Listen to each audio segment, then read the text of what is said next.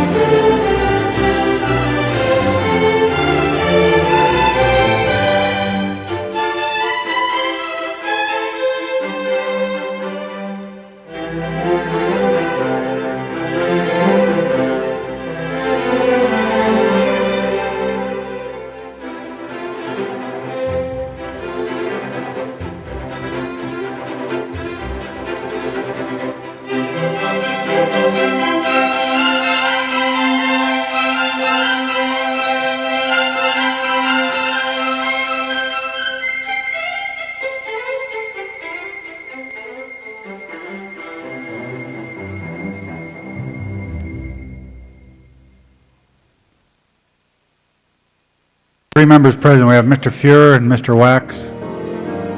We need 7 more for a quorum. Sergeant, can you go remind them that the council meeting starts at 10 o'clock? Sergeant, would you go remind the members of the council that the meeting starts at 10 o'clock?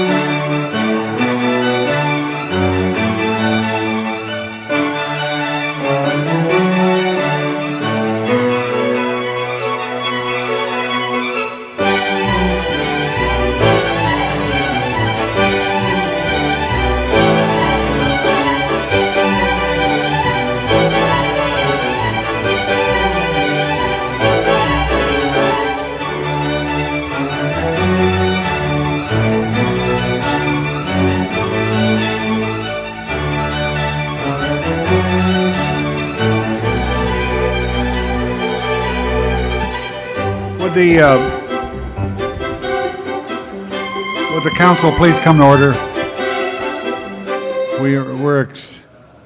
We have 7 members present. We are expecting the other members soon, but we do have some presentations, and let me just point out that this will be a meeting of the City Council for the City of Los Angeles on the 6th day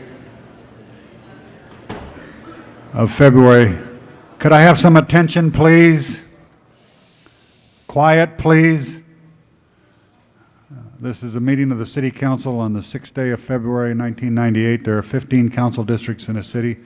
The regular meeting days are Tuesday, Wednesdays, and Fridays, and we are currently being viewed by cable subscribers throughout the Los Angeles area on Channel 35, and we're also being monitored by council phone. So we do have some presentations, and I'm going to call upon Mr. Savornich first.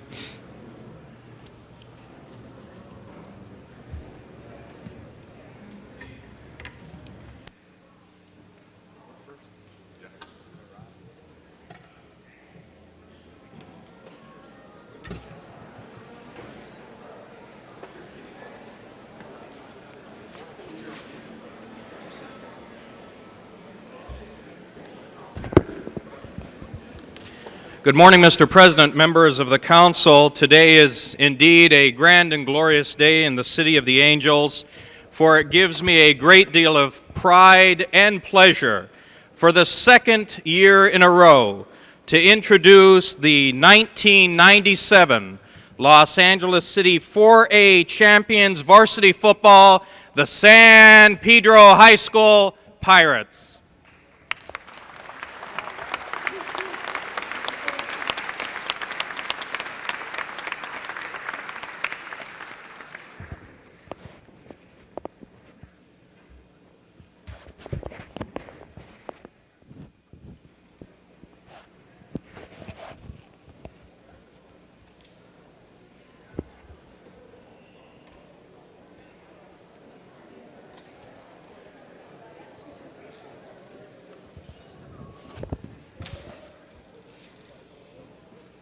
As the Pirates make their way into the council chambers, Mr. President, I would like to ask Principal Steve Walters, Head Coach Mike Walsh, and the coaching staff to please join me here at the podium.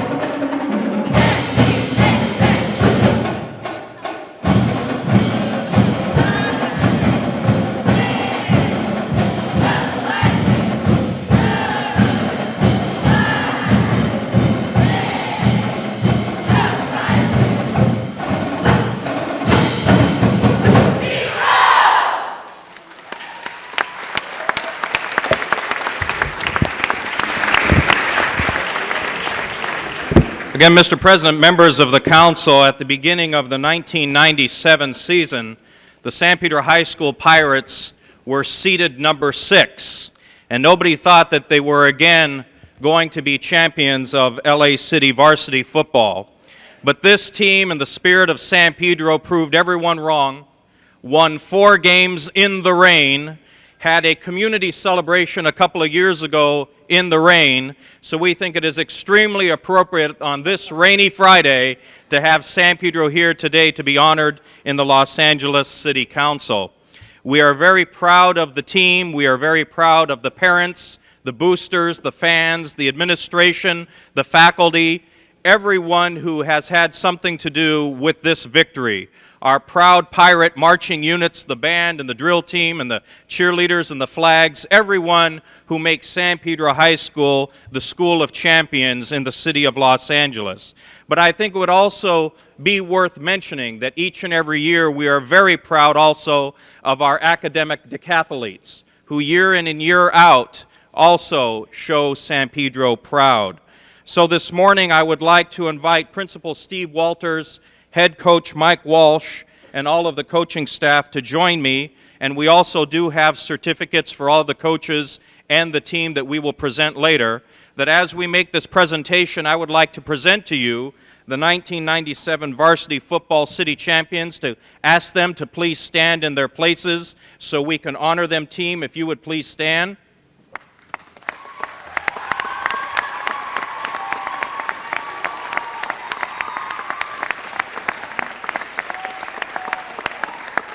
Mr. President, members of the council, these fine young gentlemen have done our community and our city proud, doing the impossible, winning back-to-back Los Angeles City varsity football championships, and it gives me a great deal of pleasure at this time to present to Principal Steve Walters and Head Coach Mike Walsh this plaque on behalf of us, the City Council, and the people of the City of Los Angeles, congratulating San Pedro High School as 1997 varsity football 4A city champions for the second year of the row. Congratulations, one and all. Thank you, Rudy.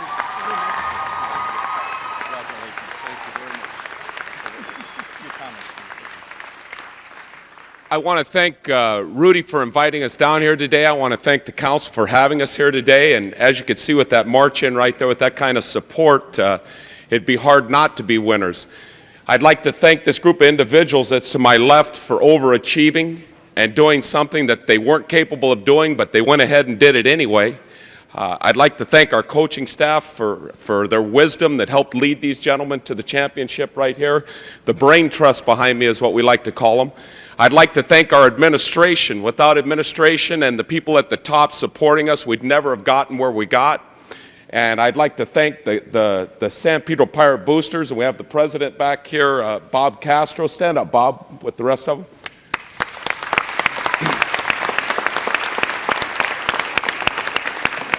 And last but not least, we can't forget Joanne Cherry Booth and Mrs. Joint and Paul Purdy, our band leader.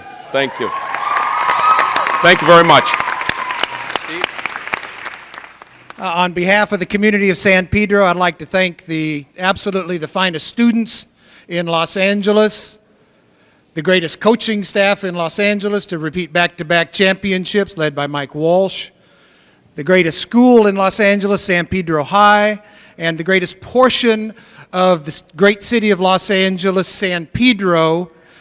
On behalf of all of those groups, would like to say thank you for the award and for the recognition, and it's sure a pleasure to come down here year after year to City Council chambers. Thank you for inviting us. But a special thank you to our most famous student body president that San Pedro High School has ever produced, and now the greatest councilman from the 15th District, Rudy Savornich. Rudy, thank you.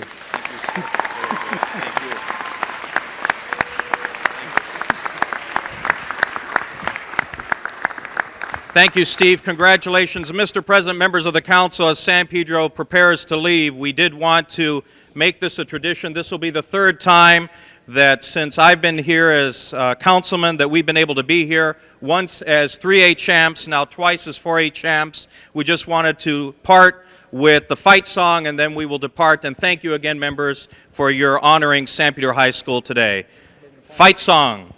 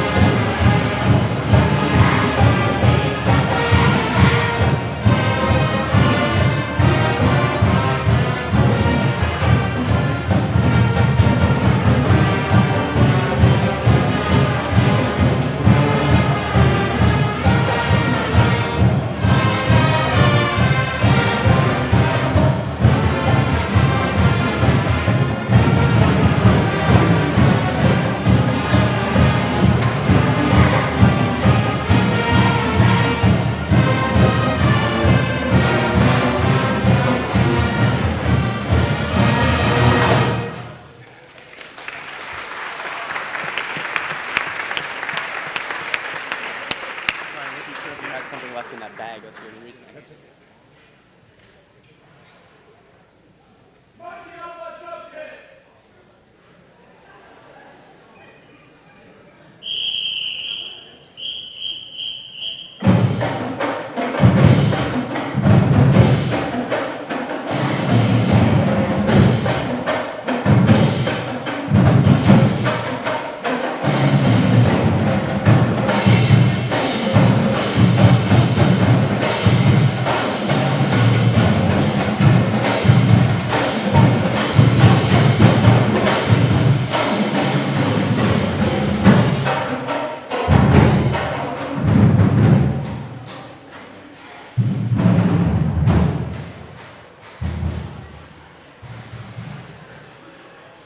The question, Rudy, is there anybody at school? The question, Mr. President, is there anyone in San Pedro?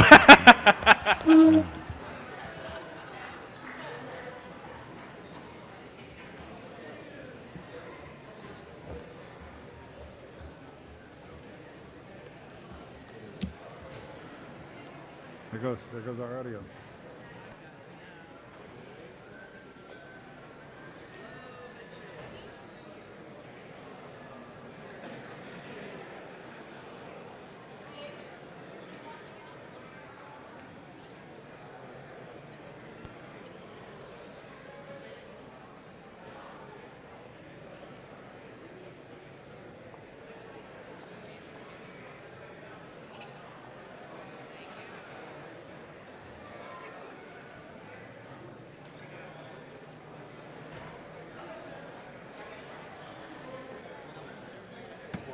Okay, can we come back to order, please?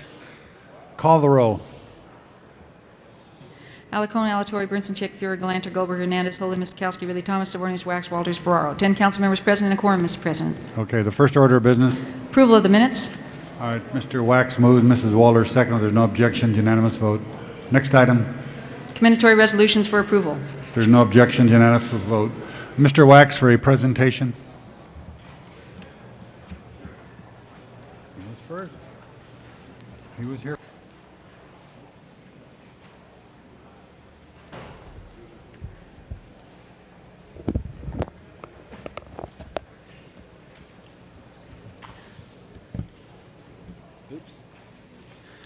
Mr. President, members of council, I think we'll see by this presentation and the one that preceded us that the treasures of our city are from all generations, and that the contributions that they make to the richness of our lives are really many and splendid. I have with me today two giants, two real giants of the songwriting world. Only two songwriting teams in history have ever won 3 Academy Awards, and one of them is here today, Ray Evans and Jay Livingston.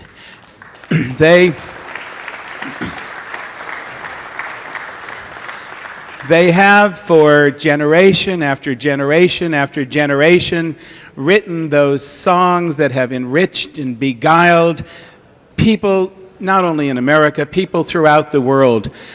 Think for a moment of how their songs have kind of, with warmth and grace and taste and humanity, looked to the human predicament in all of us. The first Academy Award song, written for Bob Hope in Paleface, Buttons and Bows, East is East and West is West, and the wrong one I have chose. All of us have pondered the songs that Doris Day sang, you know, Que sera, sera, whatever shall be, the future's not ours to see. But I think perhaps their most famous and certainly most beloved is the song where I think of Nat King Cole, conjuring the mysteries of Mona Lisa. In the mysteries not only of the Mona Lisa he's singing to, but of all of the mysterious and beautifully loved people that song is about and has touched. They are wonderful songs. They are human songs. They, I think, are American songs, but they are universal songs. And they have enriched us, and I wanted Ray and Jay to be here today because there's something even more remarkable about them. They met in college, and they have been collaborating and songwriting for 60 years, and they are still going strong. They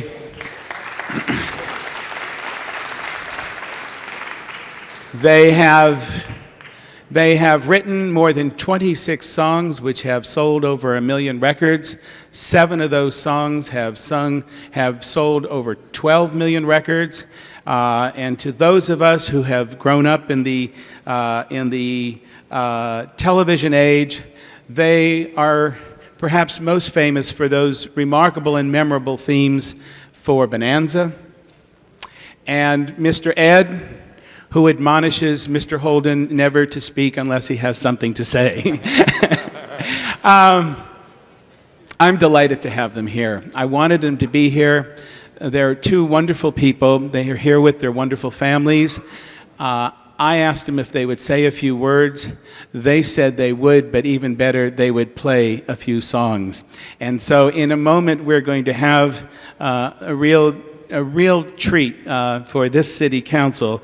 But before they do, I just wanted to present them each with these resolutions from each of you and the mayor, wherein we celebrate and salute the songwriting team of Jay Livingston and Ray Evans for their 60 years of historic contributions to our culture and our hearts. They have moved us deeply, and they have enthralled us all. With their treasured tunes and loving expressions, Jay Livingston and Ray Evans have made this world a better, more exuberant place in which to be, and we hereby declare this day, February 6, 1998, as Livingston and Evans Day in the city of Los Angeles.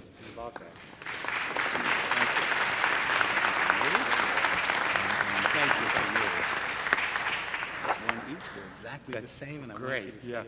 Yeah, thank you very much, Joel. This is a great thrill. On behalf of Leonardo da Vinci, MoCA, my dear friend Fred Nicholas, and Livingston Evans, we thank you very, very much for this presentation. It's a great thrill, naturally, to get this kind of recognition. And I may say, yes, we have been together 60 years, and I think most married people in those 60 years have had less quarrels and arguments than we have had in our career writing songs. But it's been worth it. We're still here. We survived, and the rewards in the career has been very, very exciting. So thank you all very, very much for recognizing this way. And now Jay will give his thanks, then we'll go to the piano and put the icing on the cake in a venue we're more relaxed with, words and music instead of just words. You're on. Thank you. You know, in 1944, we got a free ride to California, and we thought we'd ride out and see how it would work. Well, we're still here, so it worked. Right. But now I'm going to do some songs for you, okay? Thank you.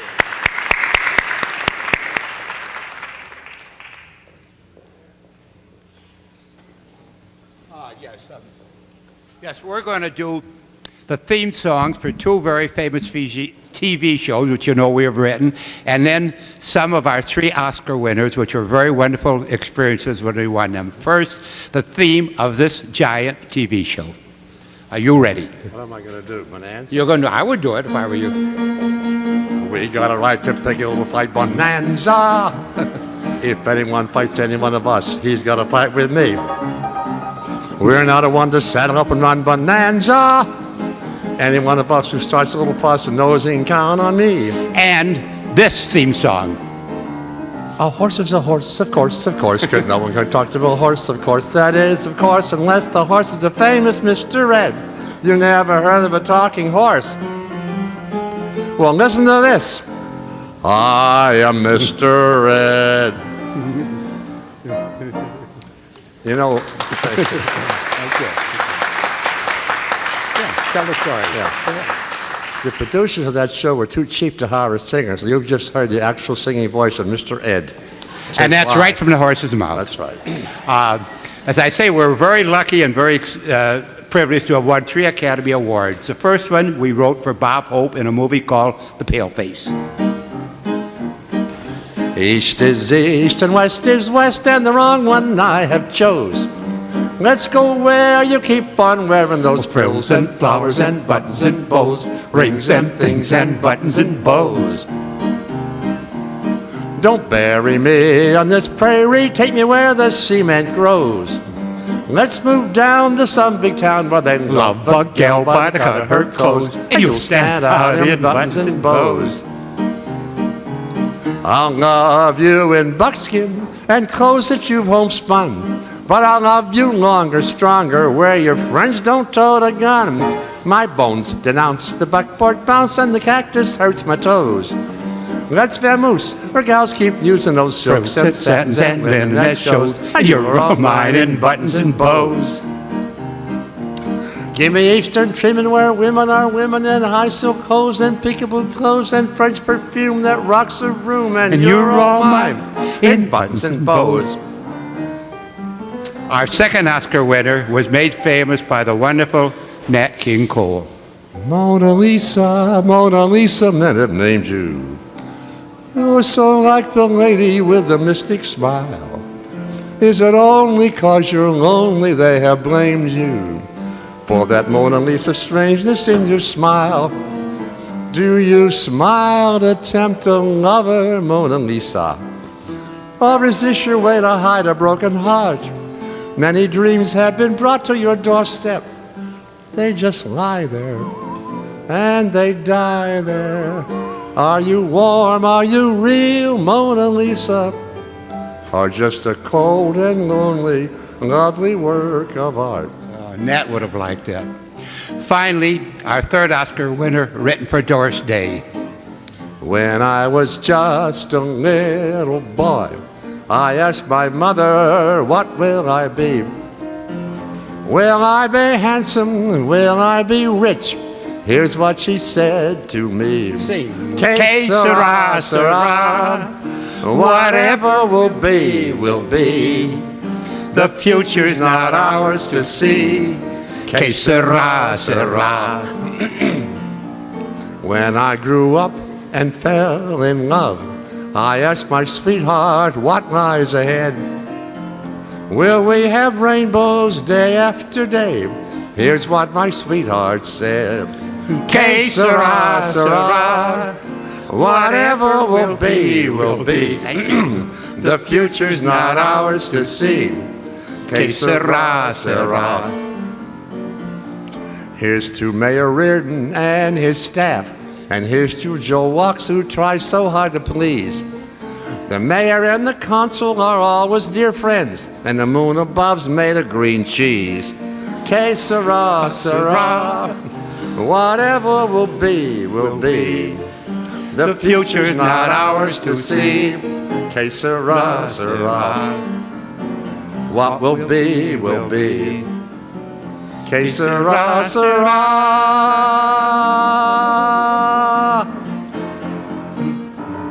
And thank you.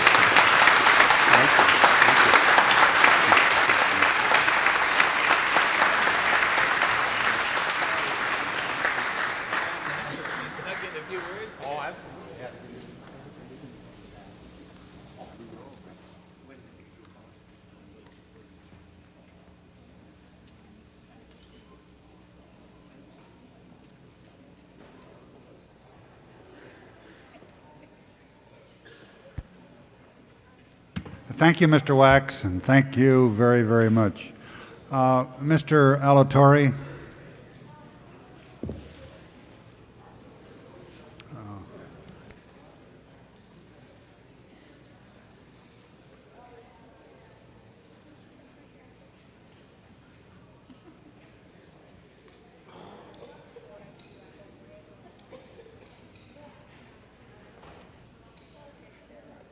Mr. President and members,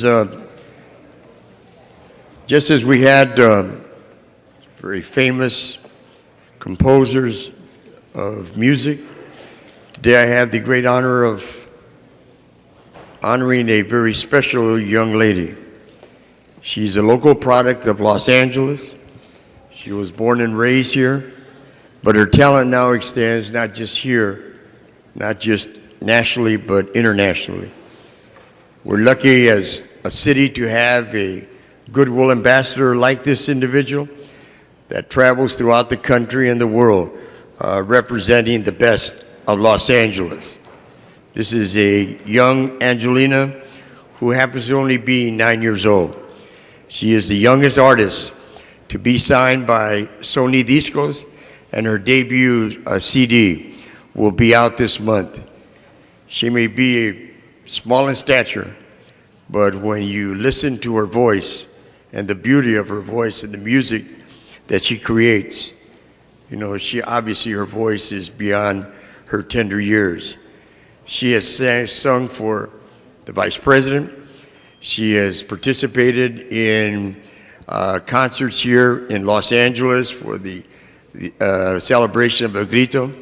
She has been on national television on programs like the Rosie O'Donnell Show, Jesse Raphael, Maury Povich, and many others in Nickelodeon. This young lady is just an incredible person. She has an incredible story. She started at a very young age, and it's with a great deal of pleasure that I ask you to join me in welcoming Tatiana, who is a 9-year-old, beautiful, sings the most beautiful music in the world, mariachi music. Tatiana, if you can please step forward. And she will sing a few songs, and then I'll make the presentation.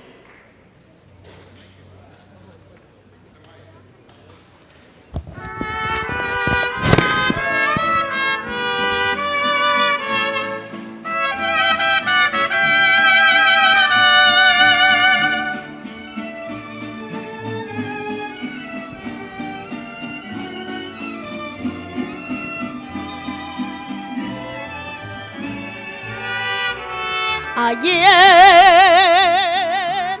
sintió un dolor mi corazón, oye a papá y a mamá que discutían.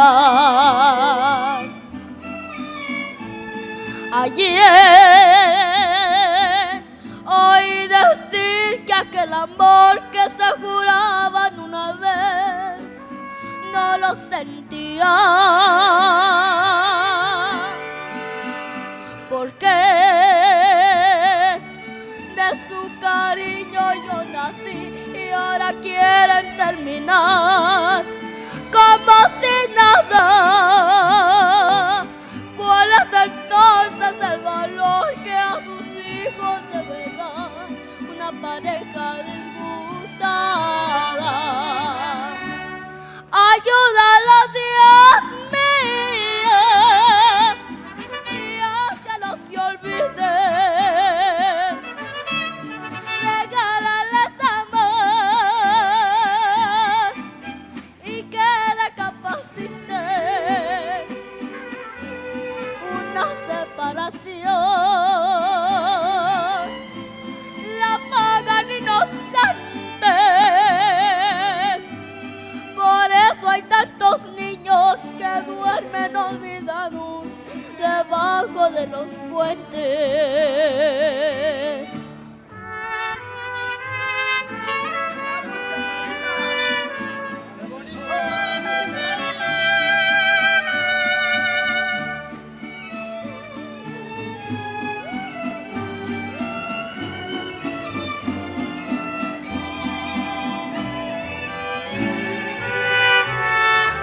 porque de su cariño yo nací y ahora quieren terminar como si nada. ¿Cuál es entonces el valor que a sus hijos debe dar una pareja disgustada? Ayúdalo, Dios mío, y haz que no se olvide. Regálales amor y que recapacite. Una separación la pagan inocentes. Por eso hay tantos niños que duermen olvidados debajo de los puentes. Por eso hay tantos niños que duermen olvidados debajo de los puentes.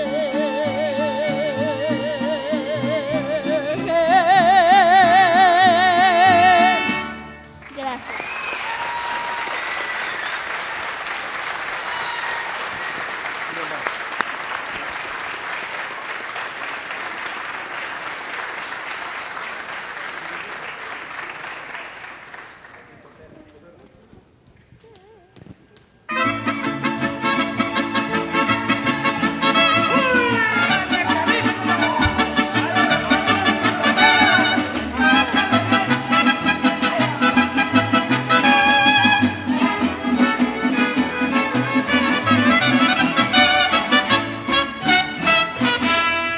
Porque ando de feria en feria, me dice la mitotera, voy de palenque en palenque porque también soy gallera. Y hay carreras de caballos, al carril llego primero y cuando escucho el mariachi, yo también suena el sombrero.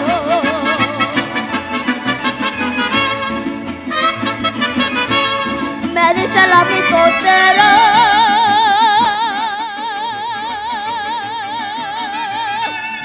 porque me gusta cantar.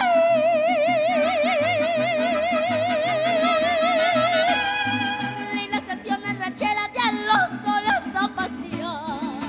La mitotera, esa soy yo. Su amiga sincera, esa soy yo. Esa soy yo. Muy atrabancada. Esa soy yo.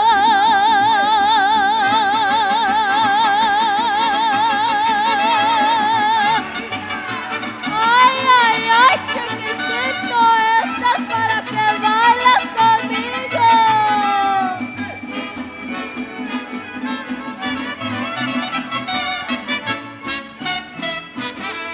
Yo tengo muchos quereres que ya he perdido la cuenta y me envidian las mujeres, pero yo estoy bien contenta.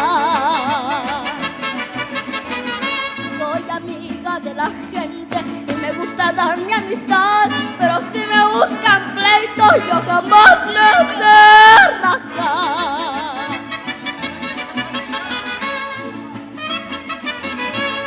Me dice la mitotera,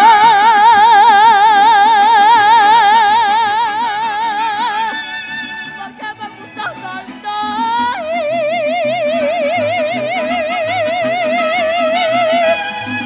Lindas canciones rancheras y a los soles zapatear. La mitotera, esa soy yo. Su amiga sincera, esa soy yo. Muy enamorada, esa soy yo. Muy atrabancada, esa soy yo.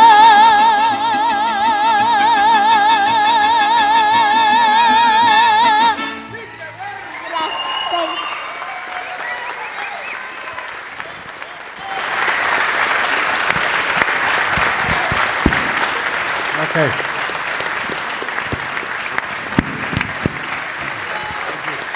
Now, Richard, will you show her how it should be done? What's that?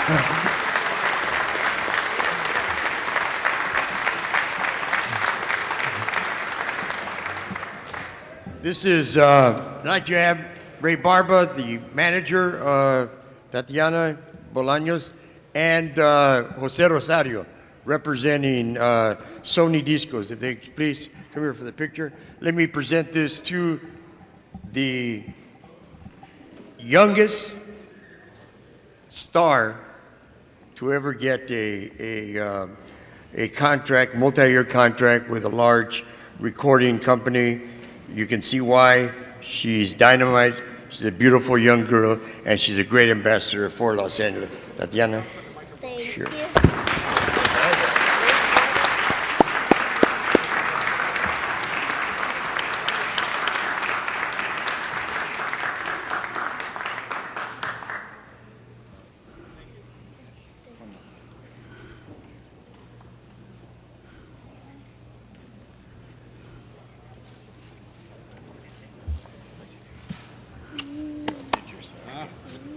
Thank you, Mr. Alatorre. Mr. Hernandez, did you have a presentation?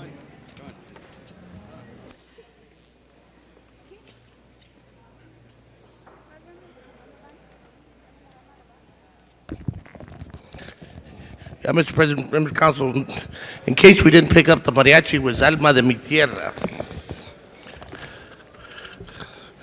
You know, I still got goosebumps. Jesus.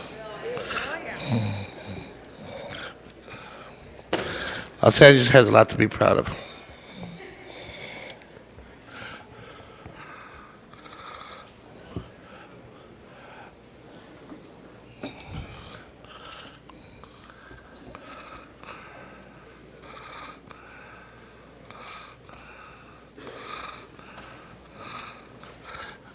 Mr. President, maybe she can show you how to give a grito.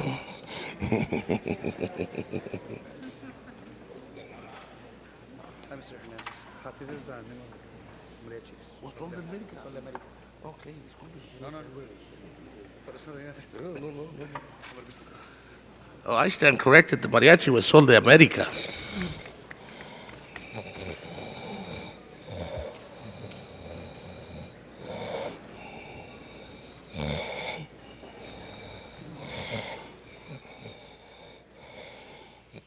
May I continue this time, Mr. President? Members of the council, I'd like to ask people from Mission Plaza to please come up here. You know, this council about 4 years ago started working with a group of citizens to basically become their own owners of their apartments, and it was called Mission Plaza. And they were working through legal aid and working through HUD. And basically, this was a complex that had a lot of problems. And what you need to know is the tenants did become the managers, the owners, the investors, and they've done a tremendous amount of improvements to the point when Secretary of HUD, Henry Cisneros, came to recognize them for their efforts. The fact that they were providing activities for their children, the fact that they were caring about the property, the fact that they basically should be recognized for what happens when you give people a piece of the rock, the ownership, and give them the opportunity to control their own destinies.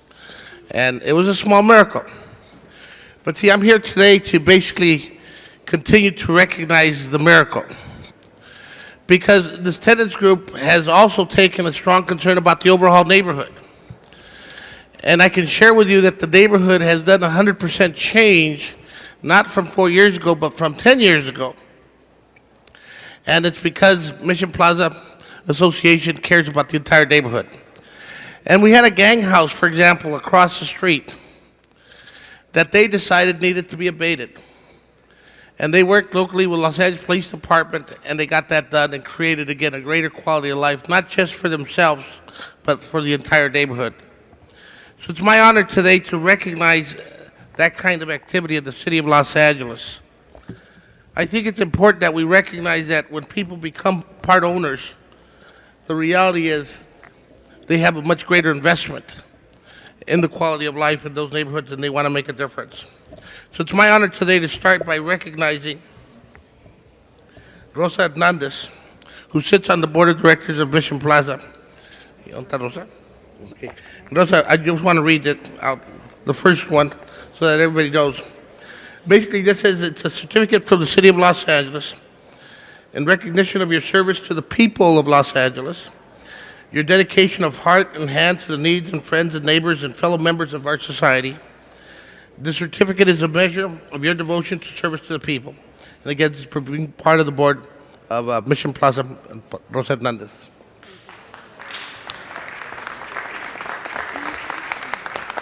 I also have one for Maria Cabrera. Maria, gracias. Juanita Lomeli.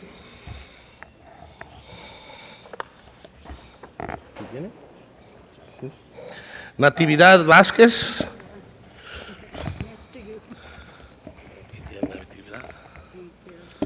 Carlos Soto.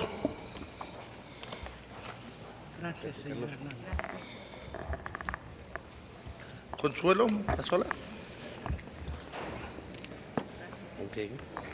You know, members, every time I go to a board of directors meeting or a community meeting, they have a meeting room with about 60, 80 people. And their concerns continue to grow. They know to call the council member's office to get city services, and they do that. But they also know to call the supervisor, to call the congressperson, to make sure government's doing its part. But more important, we're doing our part after they've done a tremendous amount of work in trying to do whatever they're trying to accomplish. And so I really appreciate their efforts. I'd like to, at this time, basically call up Silvia Burgos. Silvia? Who basically is part of the administration. Would you say a few words? Rosa's going to say something. Okay. Rosa? I just want to mention that it's been a pleasure to help my neighbors and my community, and I want to thank you for this recognition and for all the support we've been getting for the Mr. Mike Hernandez and the police department and our neighbor. Thank you very much for the recognition.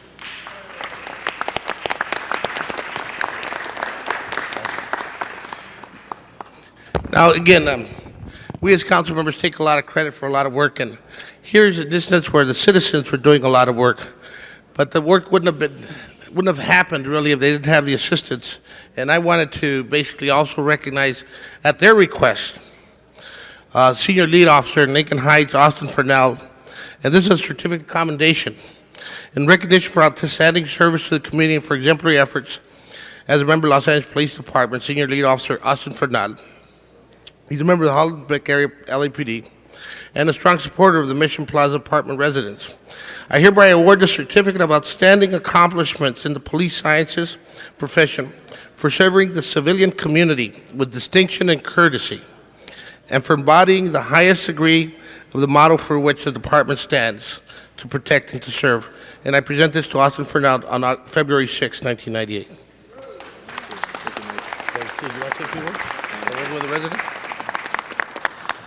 Mr. President, members of the council, I'd like to accept this award on behalf of the Los Angeles Police Department and the members of the community of Parkside and Lincoln Heights. It's only through their efforts that we've combined to eliminate and reduce crime in the on Parkside and Lincoln Heights. Again, thank you very much. Mike, thank you. And members, I do want to thank every one of you because when we came with those housing votes that we needed a loan for these residents to basically improve their apartments, you were there. And you were there also when we had all the agreements that we had to co-sign with HUD. But I think you're seeing a nice profit in terms of the quality of life in the neighborhood where they have taken over. And it's a very positive taking over in conjunction and partnership with the City of Los Angeles. Thank you very much.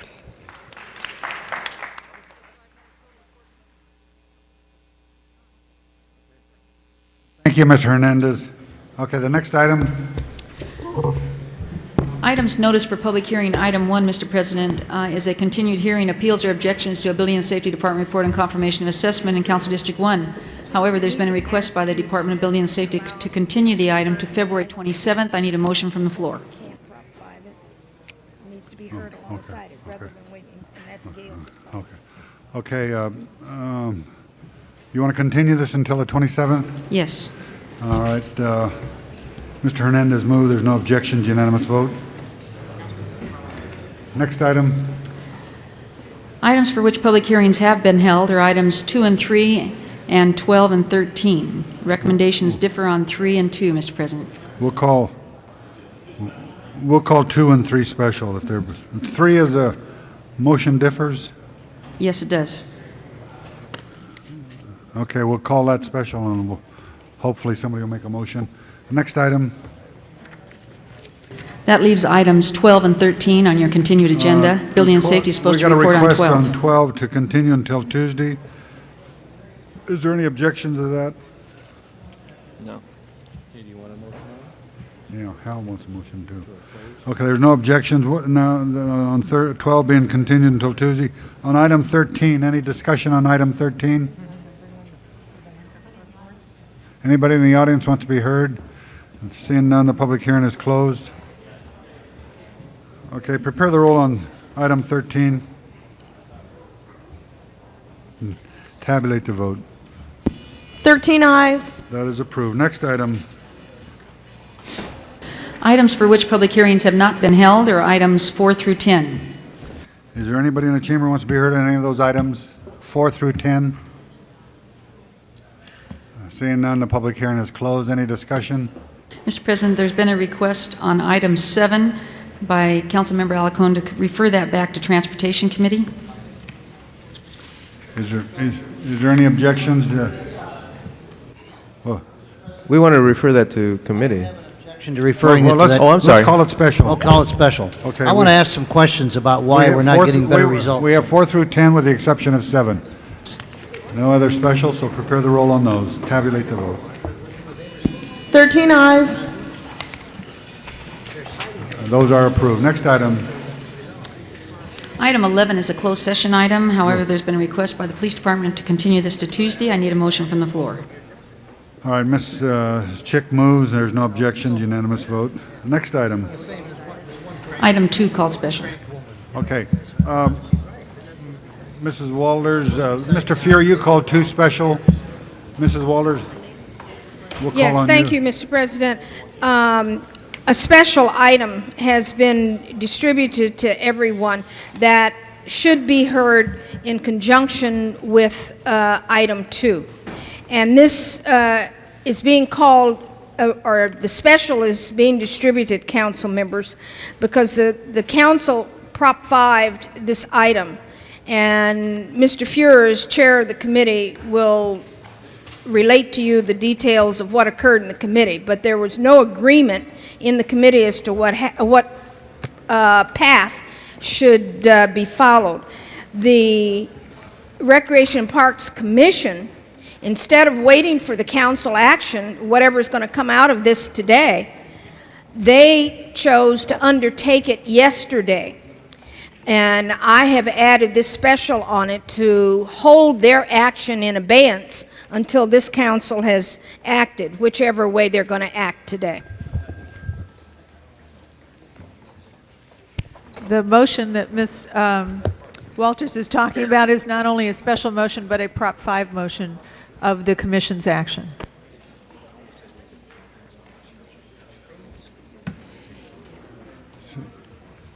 Yeah. The findings are that the Commission acted on, mine says February 4th, Ms.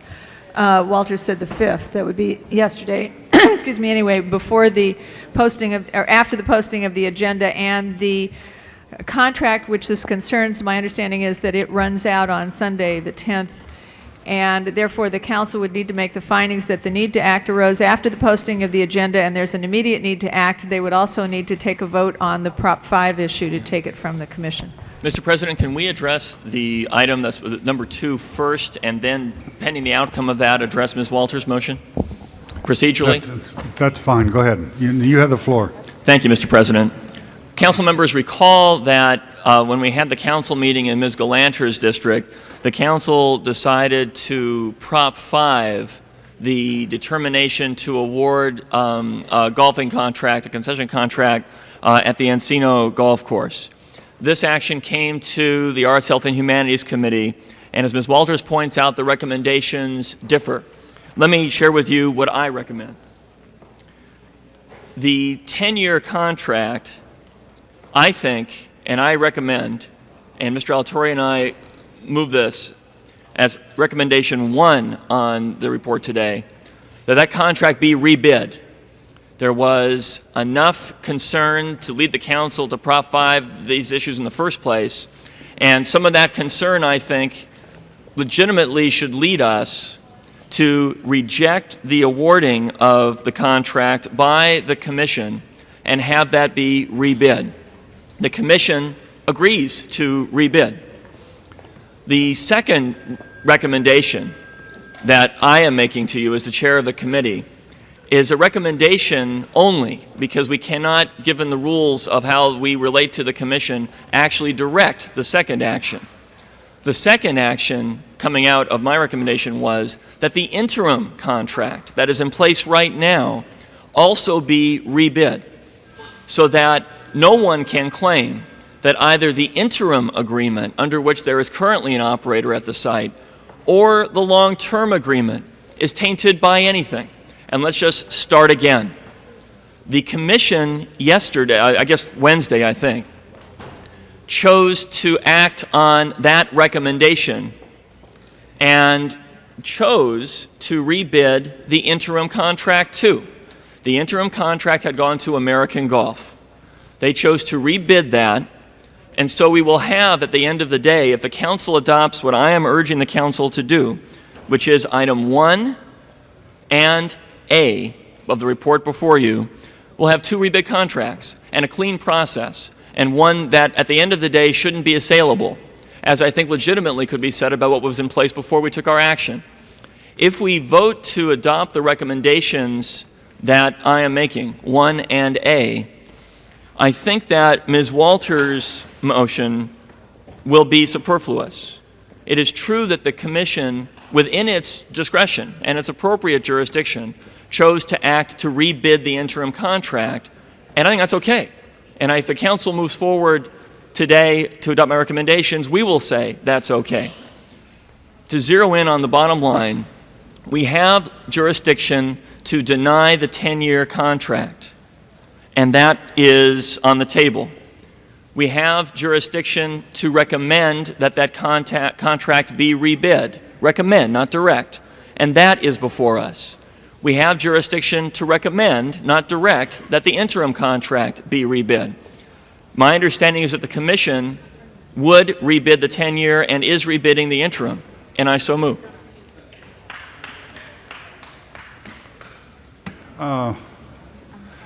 Did we ask if there's anybody who wanted to be heard on this? This is a public hearing item.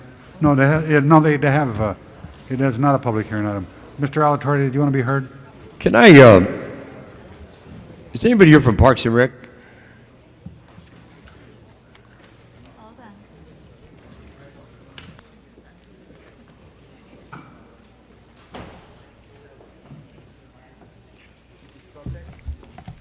Now, my recollection was that there was, obviously there was no consensus in the Joint Committee and the like, and there was, the issue that came up was on the awarding and also whether in fact in the interim, who would then be in charge until if in fact we went out to bid on the interim contract for whatever length of time that is.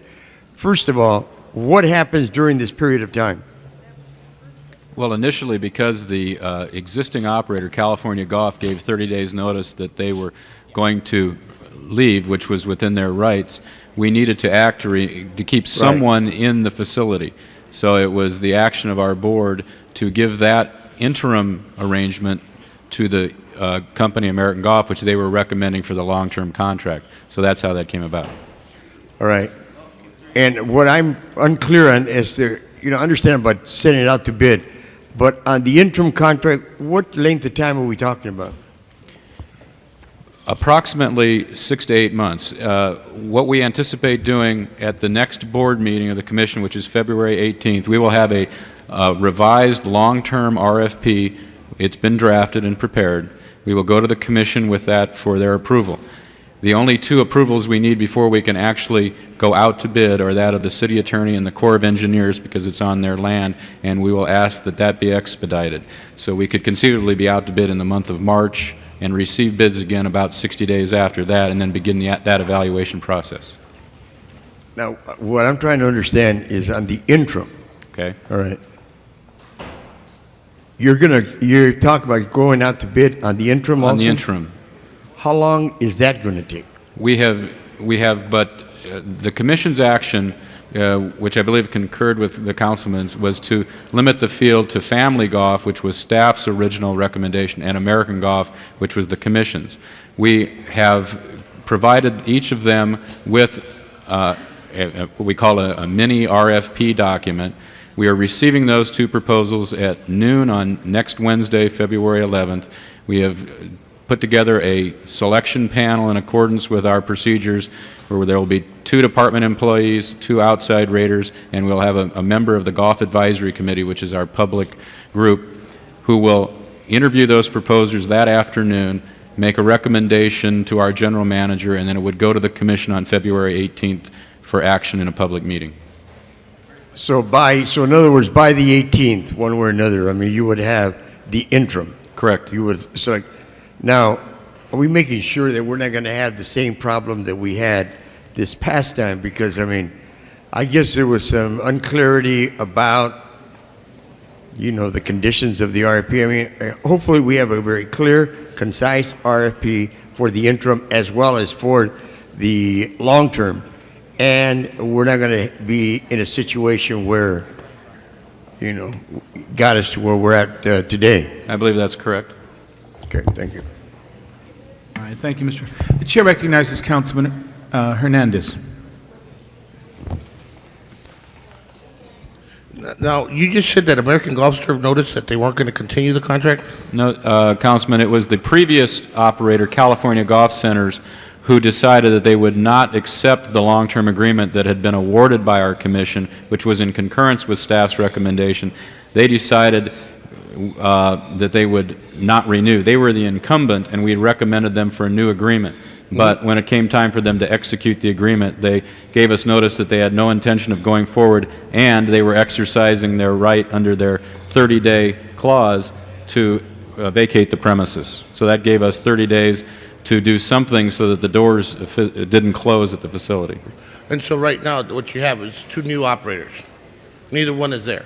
No, we have American Golf operating on a revocable permit basis, which actually sunsets this Saturday at midnight, but the commission took action on Wednesday to extend that for 30 more days because we wanted this other process to take place. Okay, and how did American Golf get in there? American Golf was one of the original proposers, and when the staff and board, the staff interviewed them and ranked them 4th. The proposers were re-interviewed by the commission, and they ranked them 2nd to California Golf. Then California Golf pulled out. Right. The commission elected to take Right, their no, I second understand pick. all those facts. No, I just was wondering how they were operating interim. They're operating right now. They're operating now. Based on that award. Correct. Which is what we Prop 5. Yes, and then the council took action to give them 60 days. American Golf has 60 days predicated upon the council action in December. Chair recognizes Councilwoman Chick. Yes, colleagues, I remember quite well a lengthy debate about this issue that led us to sending it to our Arts, Health, and Humanities Committee, and now it's back here. I think that the committee and the staff and the commission have really given a lot of good thought to this. I think the proposal that's before us makes a great deal of sense and starts to move us out of a situation that many of us did not feel comfortable about, and that with our involvement, our scrutiny, our feedback now and at the next step, that I think we have a much greater chance of ensuring that both the process and the outcome will be such that we will feel comfortable with it, and clearly we will know what path to take if we don't. But I think at this point, We have the cooperation and teamwork with the commission. We need to move forward with the recommendations of the committee and then play a part as it unfolds. So I would move acceptance of Mr. Fuhr's recommendations. Chair recognizes Councilwoman Miskowski. I, too, want to rise to compliment the Committee, Arts, Health, and Humanities for dealing with a very, very difficult situation that had many levels. But I do have a question for the staff, and in the spirit of looking to see that by going through the process again, renewing it both on the long-term and the interim contract, I understand that there have been some differences and recommendations as to how the process who will be sitting in judgment on the process at both the interim level and the long-term contract. And I wonder if the staff could give us a report on what that is. Certainly.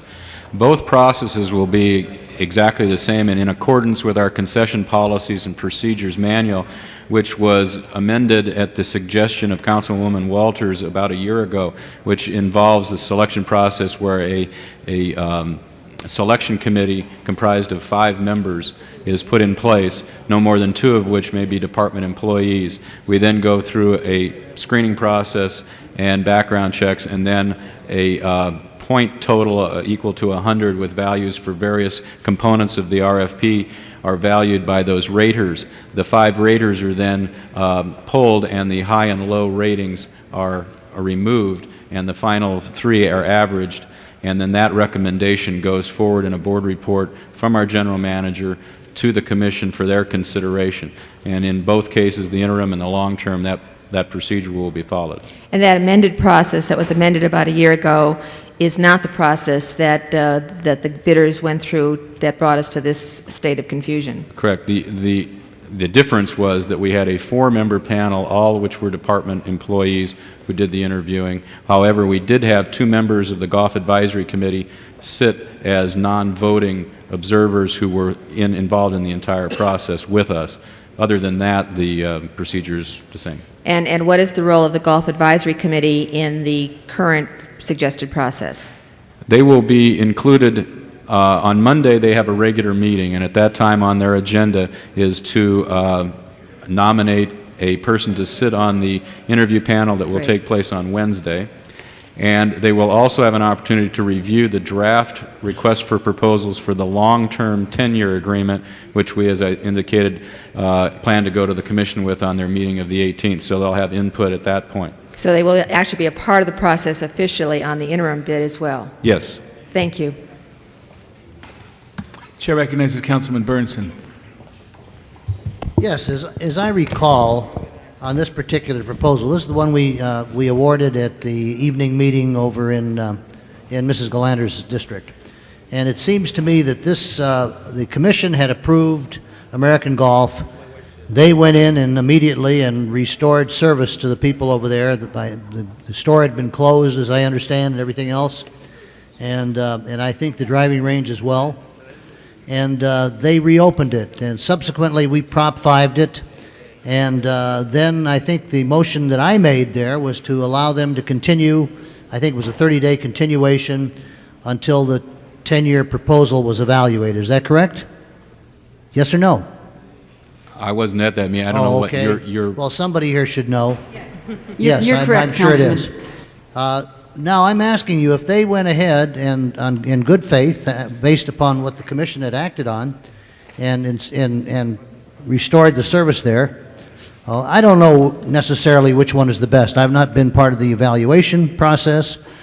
I do know they have an excellent reputation. That I do know, because they operate courses all over the country, for that matter. But I'm concerned about a continuation of service to the people who use the golf course. And I think that's what Ms. Miskowski is also. Why are we going out on an every month basis on a new contract for bid when we ought to be expediting the 10-year contract and finding out who can have it, who's the best bidder on a 10-year period? I don't understand why we're going to go through this process every 30 days. Can somebody explain that to me? Well, how does that make any sense? On my time, quickly, though, please. You know how fast I talk. I think that we should rebid the interim contract as well, because American shouldn't inadvertently get a leg up on the long-term contract by us simply saying they can be there as long as possible. Okay, that's that enough. may be the choice of the commission, but let them make the call. You're on my time. They originally were awarded it by the commission, as I understand it, before we Prop 5'd it. So I just don't understand why. How long is it going to take to get this interim? How long is it going to take to get this? February 18th.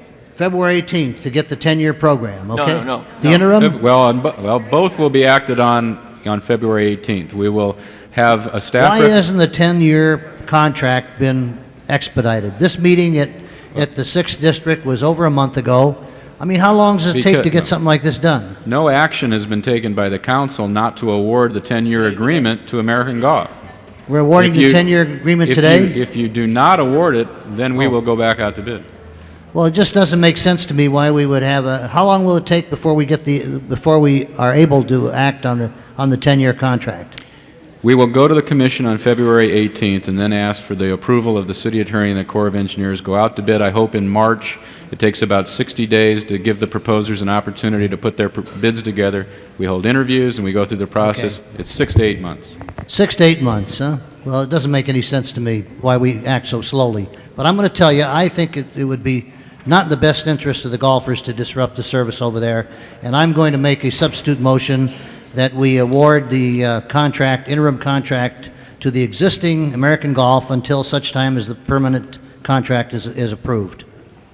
Chair recognizes Councilwoman Goldberg. Is that a second? Maybe longer to do it this way. This is all coming back to me. I was trying to remember all of this. I remember it now.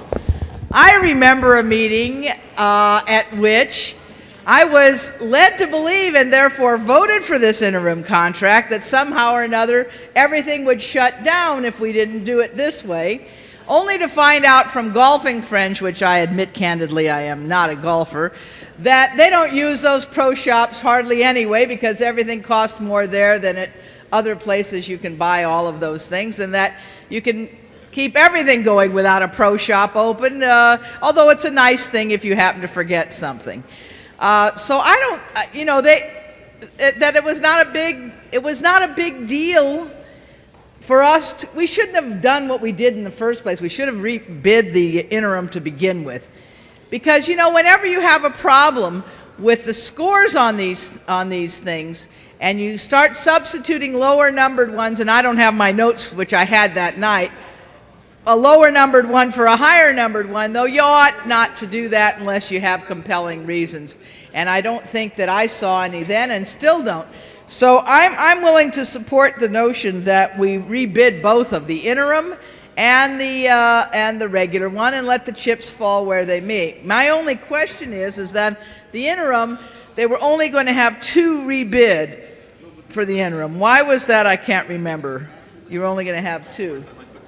Recommended that they only have 2 rebid, family and Americans. We could get it done quickly, being mindful of the fact that changing operators is not an easy thing to do frequently. And family and American were the two top. That's right. American was after the other bidders were out of the ball game, American was the awarded entity, and family is the one that many people were saying should have gotten it instead of the commission's decision. Well, I'm willing to have them both rebid. I think they should both be rebid. I will vote that way. I'd like to hear more discussion from people about whether it should be 2 or more bidders on the interim.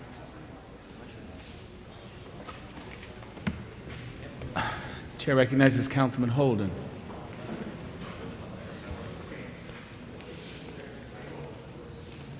This whole bid process has been rather messy, and that's why it was Prop 5 and it's back before us.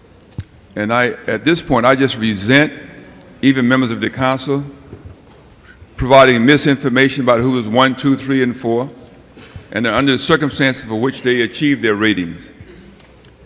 Now, American Golf was never number 1, ever. They weren't number 2 and they weren't number 3. They were number 4 initially, so I'm told. Never number 1, Mr. Fuhrer.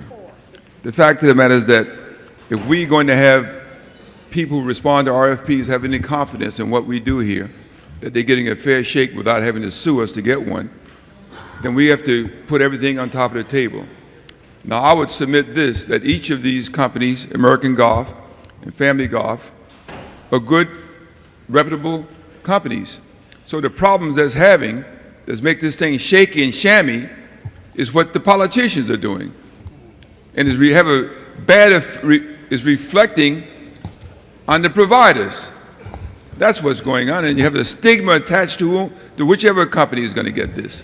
It's going to be somebody saying, you got a bid preference. And as I speak of bid preference, that's what appeared to have happened and what I discussed in committee, at the committee level, that there was a bid preference, that they were allowed to make the adjustment afterwards. So I'm going to bring both representatives up to the mic, and I'm going to ask them, American Golf, quick, hop two, they said it on me. Family Golf, hop two, come to the mic, I'm going to ask you a question. Hop two, that's in the military term. Are you in favor of what's before us today? Which one you represent? I represent American Golf. Are you in favor of this process that is being offered today, yes or no? Which process? The one that Councilman Fuhrer... Are you in favor of this process, sir, from Family Golf that's being offered today, yes or no? With the rebid of both projects? Yes. Now, you hear what he said? Now, you can learn from him. Yes. Sit down there. Jeez, Have some manners, Mr. Ho. All right, so I have a right to know if I'm going to vote, Mr. Wax. Mr. Ferrara don't treat me that bad. Gee, Pranese. He told me to tell you that, Mr. No, he Hogan. didn't tell me to tell you anything. All right, Mr. President, all this accusations by bid preference and all these other problems that are before us, at least these two bidders are saying we started out of the gate once again, and they feel very confident that they have an equal opportunity to get this contract. And the one that fails, fails. The one that wins, wins. And, Mr. President, I'll go along with the Commission's recommendation. Chair recognizes Councilman Walters. Council members, I recognize that there's been a long time since this was before us, but let me review the bidding for you a little bit.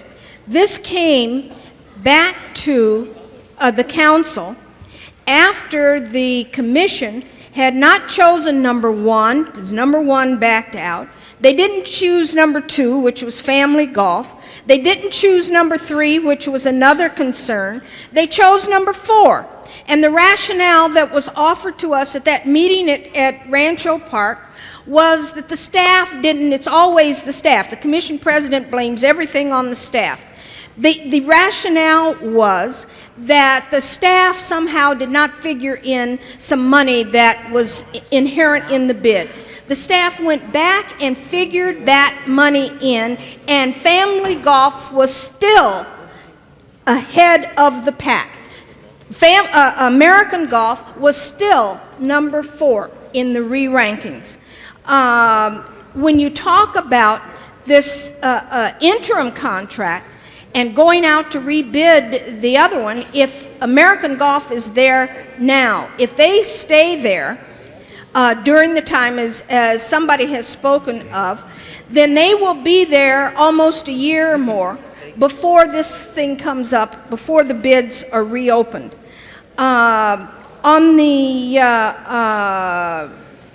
minority report of the commission, I understand that one of the commissioners, and that commissioner, I don't know who it was in a minority and said that an impartial person should be selected to run it on the interim, and that does wipe the decks clean and make it a level playing field for whomever wishes to bid. Limiting the bid to American and Family, I think, further taints the process, because American Golf, let me say again, has never ranked higher than number 4 on this. When you look at all of this that's going on, and let me draw your attention to the reason I have this special Prop 5 here today. It is because the Recreation and Parks Commission decided to act after the council had Prop 5'd it. It was no longer in their jurisdiction. It was here in the council for us to make a determination today, whatever that determination is going to be. But the Recreation and Parks Commission decided to take this action yesterday. Now, H&H Committee, as Mr. Fuhrer has told us, they had 3 different recommendations. Each committee member had a different approach to what they were suggesting should happen here today. And that's the way, if you consult your reports, that's the way the report from the committee has come to us. The first question I raise is whether or not a commission has the authority to act once an issue has been Prop 5 by the council. If they have an authority to act before the council takes action. And on the recommendations here, this process has been so convoluted. Even Mr. Soboroff sat here at the committee meeting where this was discussed and insulted a member of the staff by saying that he did not want Mr. Sussinghouse, who sits before us, who has the expertise in this matter, that he did not want Mr. Sussinghouse to be a part of this. And I, for one, objected to it because the problem has not been with the staff.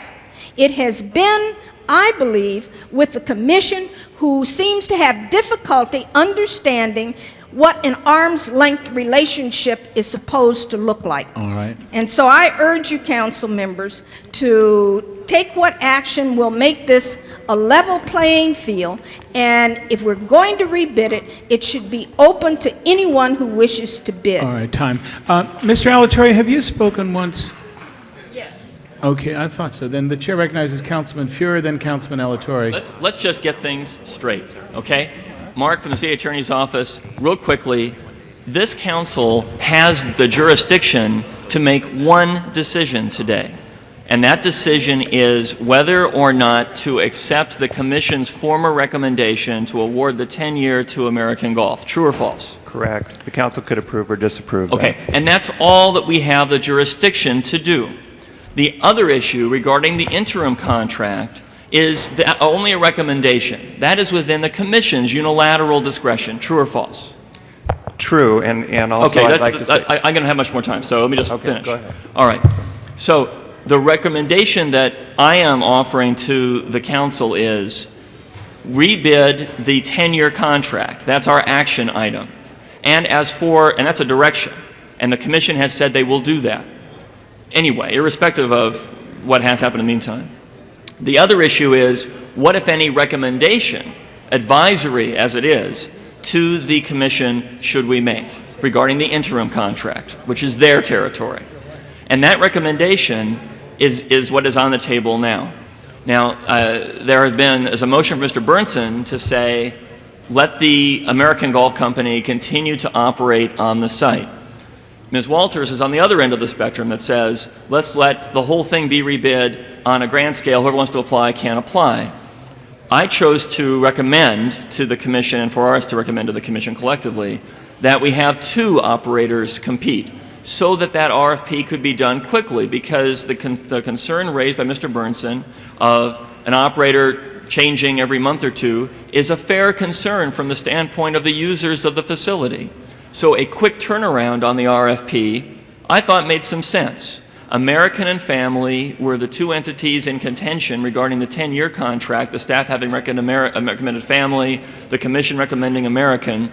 Let's get a clean slate, as Ms. Walters says, but let's balance the equation by doing so in an efficient way so that the users of the facility aren't put at a disadvantage themselves by having multiple operators over a short period of time back and forth. To reconcile those competing considerations and say rebid both contracts, but rebid the interim on a limited basis, seems like the right thing to do. It was within the purview of the Commission, since it's only in their jurisdiction anyway, to act as they wanted to act in the meantime. They didn't do anything unusual by doing that. The recommendation to deal with the interim was pending before us, but the Commission knows that's an advisory recommendation, and that's all. Having said all that, even playing field, clean slate, those are principles that all of us agree, I think, make some sense here.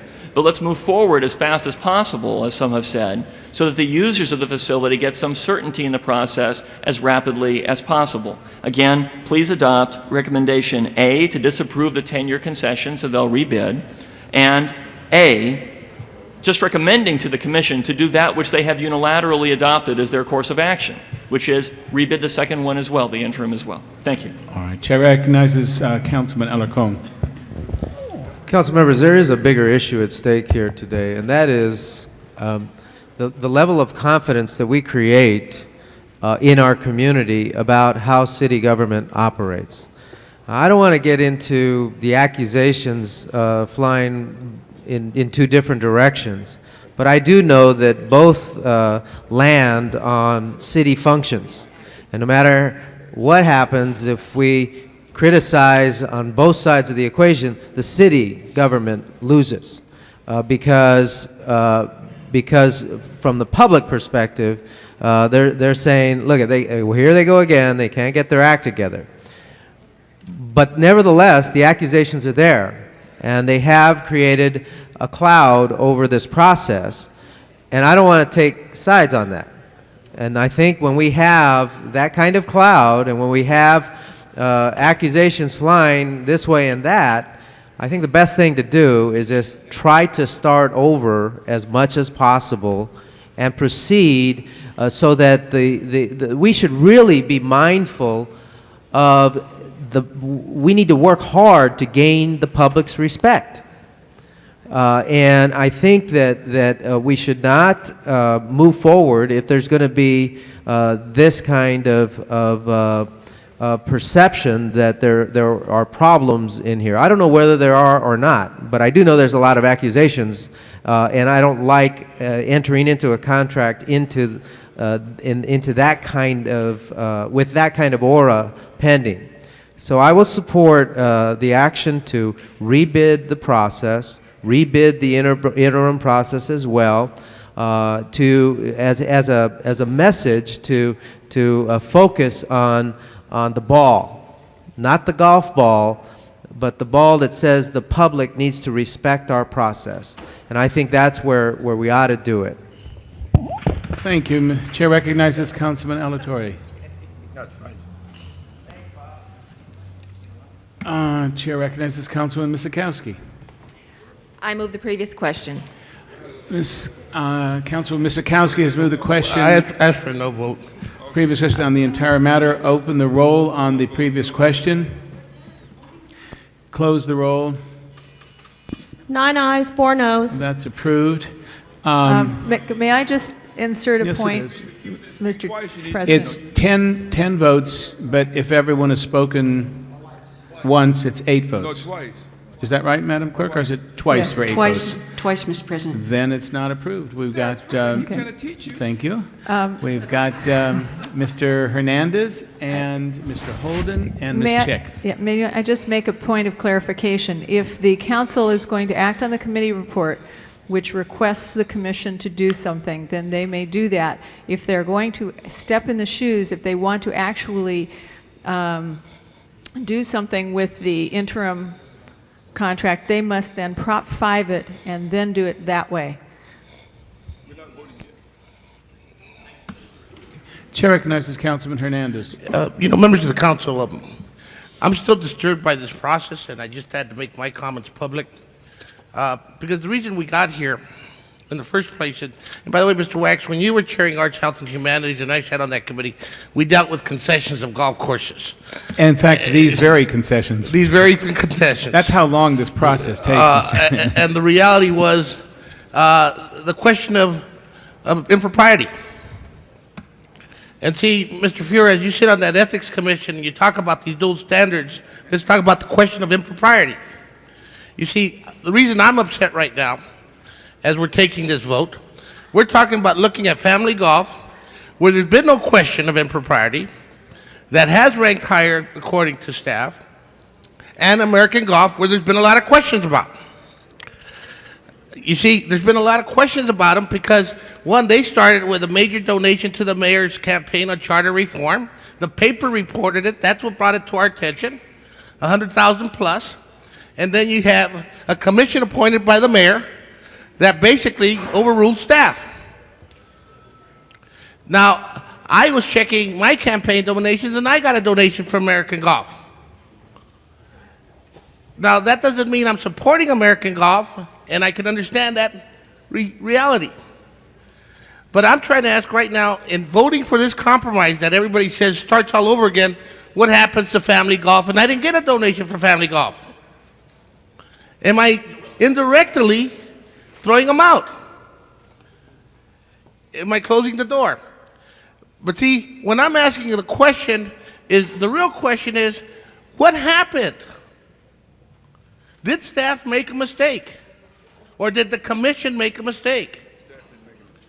And this council chose not to make a decision on that issue. We did choose to skirt around that issue.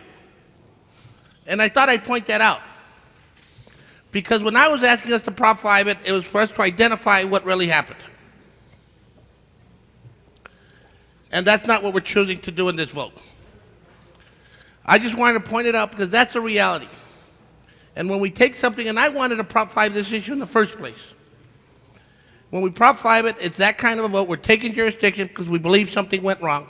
And in this case, we're not stating what went wrong. We're just trying to create an even playing field. I may have one last question for staff. Can you guys run that concession in an interim period? No, we could not do the retail component of that on an interim period. Now, did you just hear what the Department of Recreation and Parks has stated? They could not run a concession in an interim. Thank you. The chair recognizes Councilman Holden. Well, I think there's been arguments on both sides, but Mr. Hernandez raised the ethics question. And I would just want to know if the chair of the ethics committee, Mr. Fuhr, were you aware of some of these allegations? I don't know what committee you're talking about. Mr. Ferraro is the chair of Rules and Elections. Oh, yeah, well, Mr. Ferrara, I'm not going to ask him. But what I will say is this, that everybody's looking, were you aware of some of the things he talked about, though? Yes or no? I'm not sure what's on the table. If the question is, am I aware of the fact that the owner of American Golf made a contribution to charter reform? Absolutely. Am I aware of the fact that there have been allegations that that had an impact on the process? Yes. Am I aware that the commission has it within its jurisdiction to, if it wants to, overturn what staff has said? Yes. Do I think there have been good arguments made by staff that what they did was not right? Yeah. Do I think there are good arguments that the commission has made as to why it can overturn what staff said? Yes. And in that environment, I think rebidding the contract is the better course of action, certainly rather than simply acquiescing in the decision to choose American in the first place.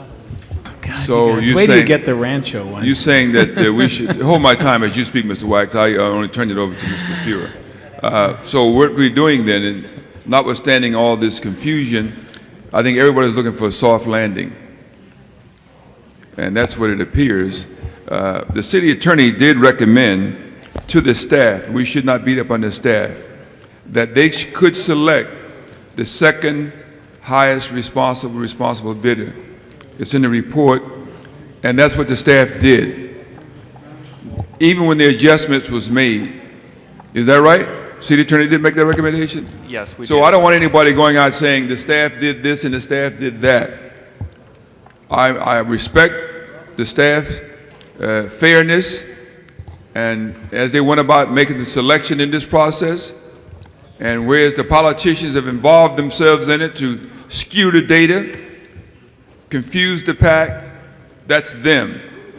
But I stand behind the staff, and in having said that, the staff is agreeing with this recommendation today, so is the commission. This is the first time the two of them are coming together, and I don't think they should be doing any more fighting in the future.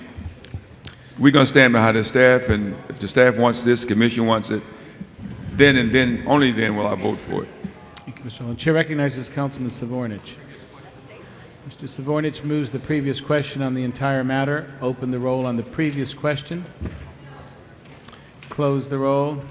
12 ayes, 1 no. Previous question is approved. The first issue is, Mr. Burnson, are you making the substitute motion? Mr. Burnson the first question is whether or not to substitute Mr. Burnson's motion for Mr. Fuhr's motion. What is this motion?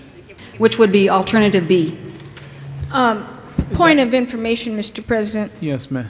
Walters. I would like the direction from the city attorney as to a matter of procedure, and that is whether or not the special that I introduced, the special motion that I introduced, should be voted on before we get to the substance of the report or to Mr. Bernson's substitute. Madam City Clerk? Yes. Excuse me, City Attorney, do you have a response for that? Yes. What you're doing is voting on whether to substitute it. Before you actually vote to substitute it, you would have to vote on the Prop 5 to have it before you. But you can vote on the issue as to whether to substitute or not without going into the Prop 5. All right, then the first question is whether or not to substitute Mr. Bernson's motion for Mr. Fuhrer's motion, which in essence is B for A. Open the roll. Close the roll. 6 ayes, 7 noes. It is not substituted. Now we have Mr. Fuhrer's motion. Now, Fuhrer's motion would be the recommendation 1 that you see before you on your committee report, and also alternative A. and do we have to vote on Ms. Walters' special first? Madam No, Secretary? because the question was not approved. Okay, then open the roll on Mr. Fuhrer's motion. Information. Yes. I'm not sure I understand something. Mr. Fuhrer's motion is to rebid both, but with only 2. Only on the interim, Yeah. 2. What It's was A. Ms. Walters' motion?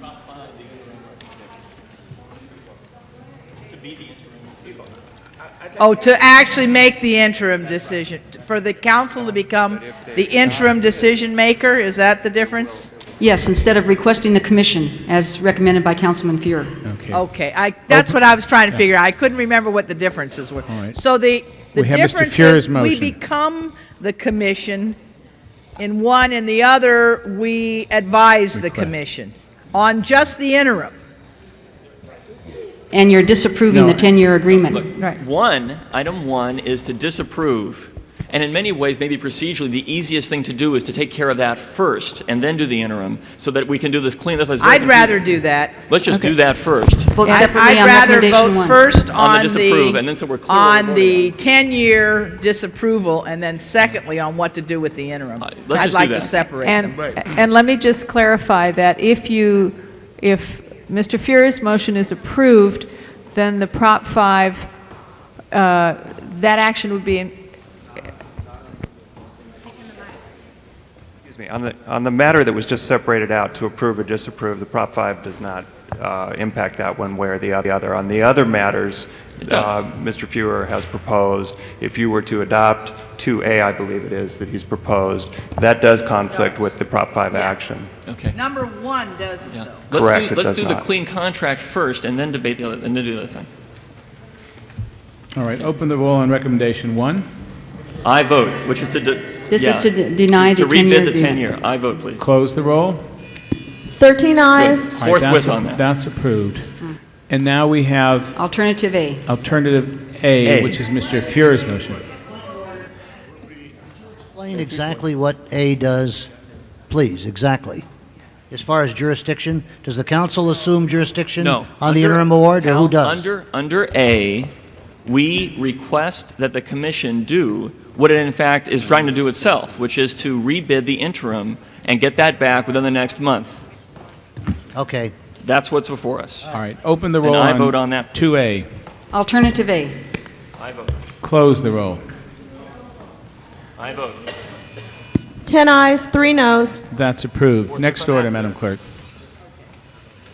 The next item, Mr. President, 3 was called special. Oh, boy, oh, boy, oh, boy. I can't wait till the Rancho one comes back.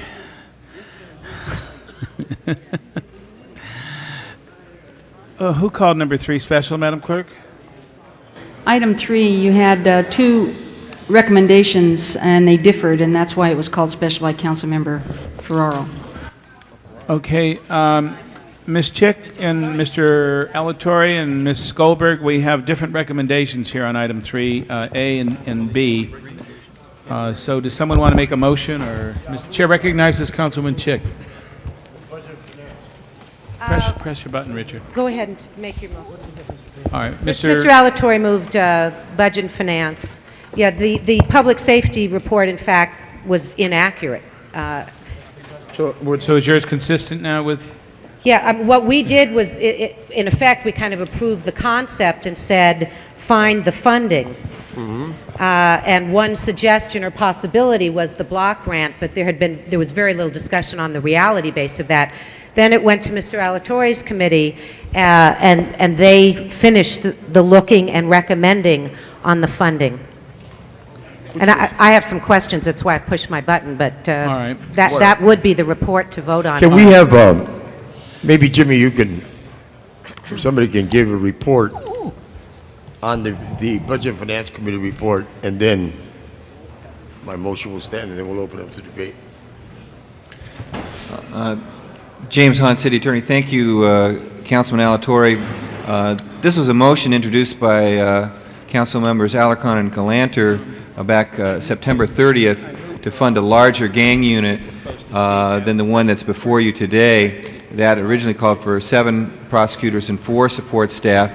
The report before you today is a reduction of that for 6 months funding for 4 gang prosecutors and 2 support staff, 1 secretarial position and 1 law clerk. Obviously, the issue of gang injunctions is one that is interested the mayor and this council. We've had numerous requests to do this enforcement tool. We would all like to do everything we can, obviously, to keep young people in school, have them learn to be productive citizens and have available jobs when they get out. And obviously that's all our #1 goal. But we've also found that gang injunctions are very helpful in bringing a timeout to communities that are experiencing the terrible onslaught of gangs. We've seen a big reduction in crime across the board in Los Angeles, but gang crime is still a problem. In the 2 most recent injunctions we've been involved in the Rampart area and in the Southwest Division against 18th Street gang, we've had remarkable reduction in gang-related crime in both of those areas. Crime across the board is down in Rampart Division over 30%. Gang-related crime in Rampart Division in the injunction area is down 62%.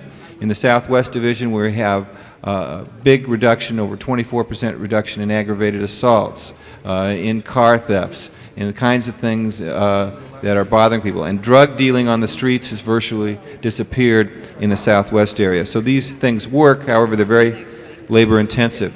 It basically takes 1 attorney full time to work on an injunction. So at the present time, with the resources we have in the office, we are at our limit. We've recently committed to the North Hills project, one of our deputies, but we're looking at the problem in Oakwood, the problem in Humphrey Park, the problems in other areas that are affecting 18th Street, the Fickett Corridor, in Hollenbeck,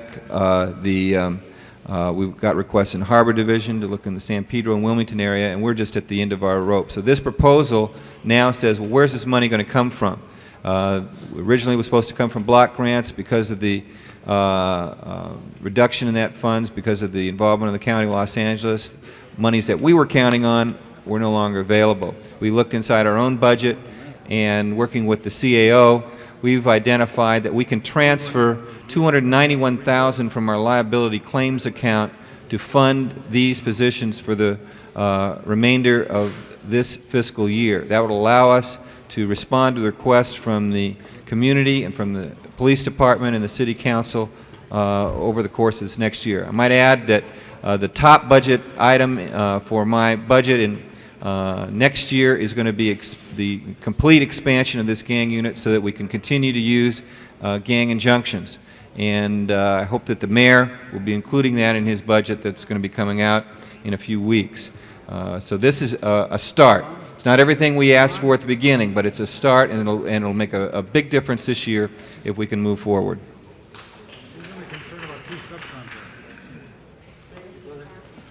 Mrs. Chick. Mr. President and members, let me just begin by complimenting obviously the city attorney, the Chair of Public Safety, Ms. Galanter, Mr. Alarcon, for bringing to this body a program that I believe is in our best interest to adopt. It's an acknowledgement that the police department by themselves cannot deal with solely with this issue, but that it takes a multifaceted approach in our attempt to deal with this particular problem. I've seen the work of it. I think that it's successful. It should be expanded. But the areas where it's at now or contemplated are areas that are in dire need of this particular program. Some would say, why just pick certain geographic areas? And I guess my answer to that would be, it's not so much that they're just picking certain geographic areas, it is that they're picking those areas because they're the worst and they're in need of immediate intervention. And not that other parts of the city doesn't also need it. But I know for a fact that it started off, I believe, Mr. Alarcon's district, and I don't know if it was in Ms. Galanter's district, but it's, you know, now contemplated to go beyond that.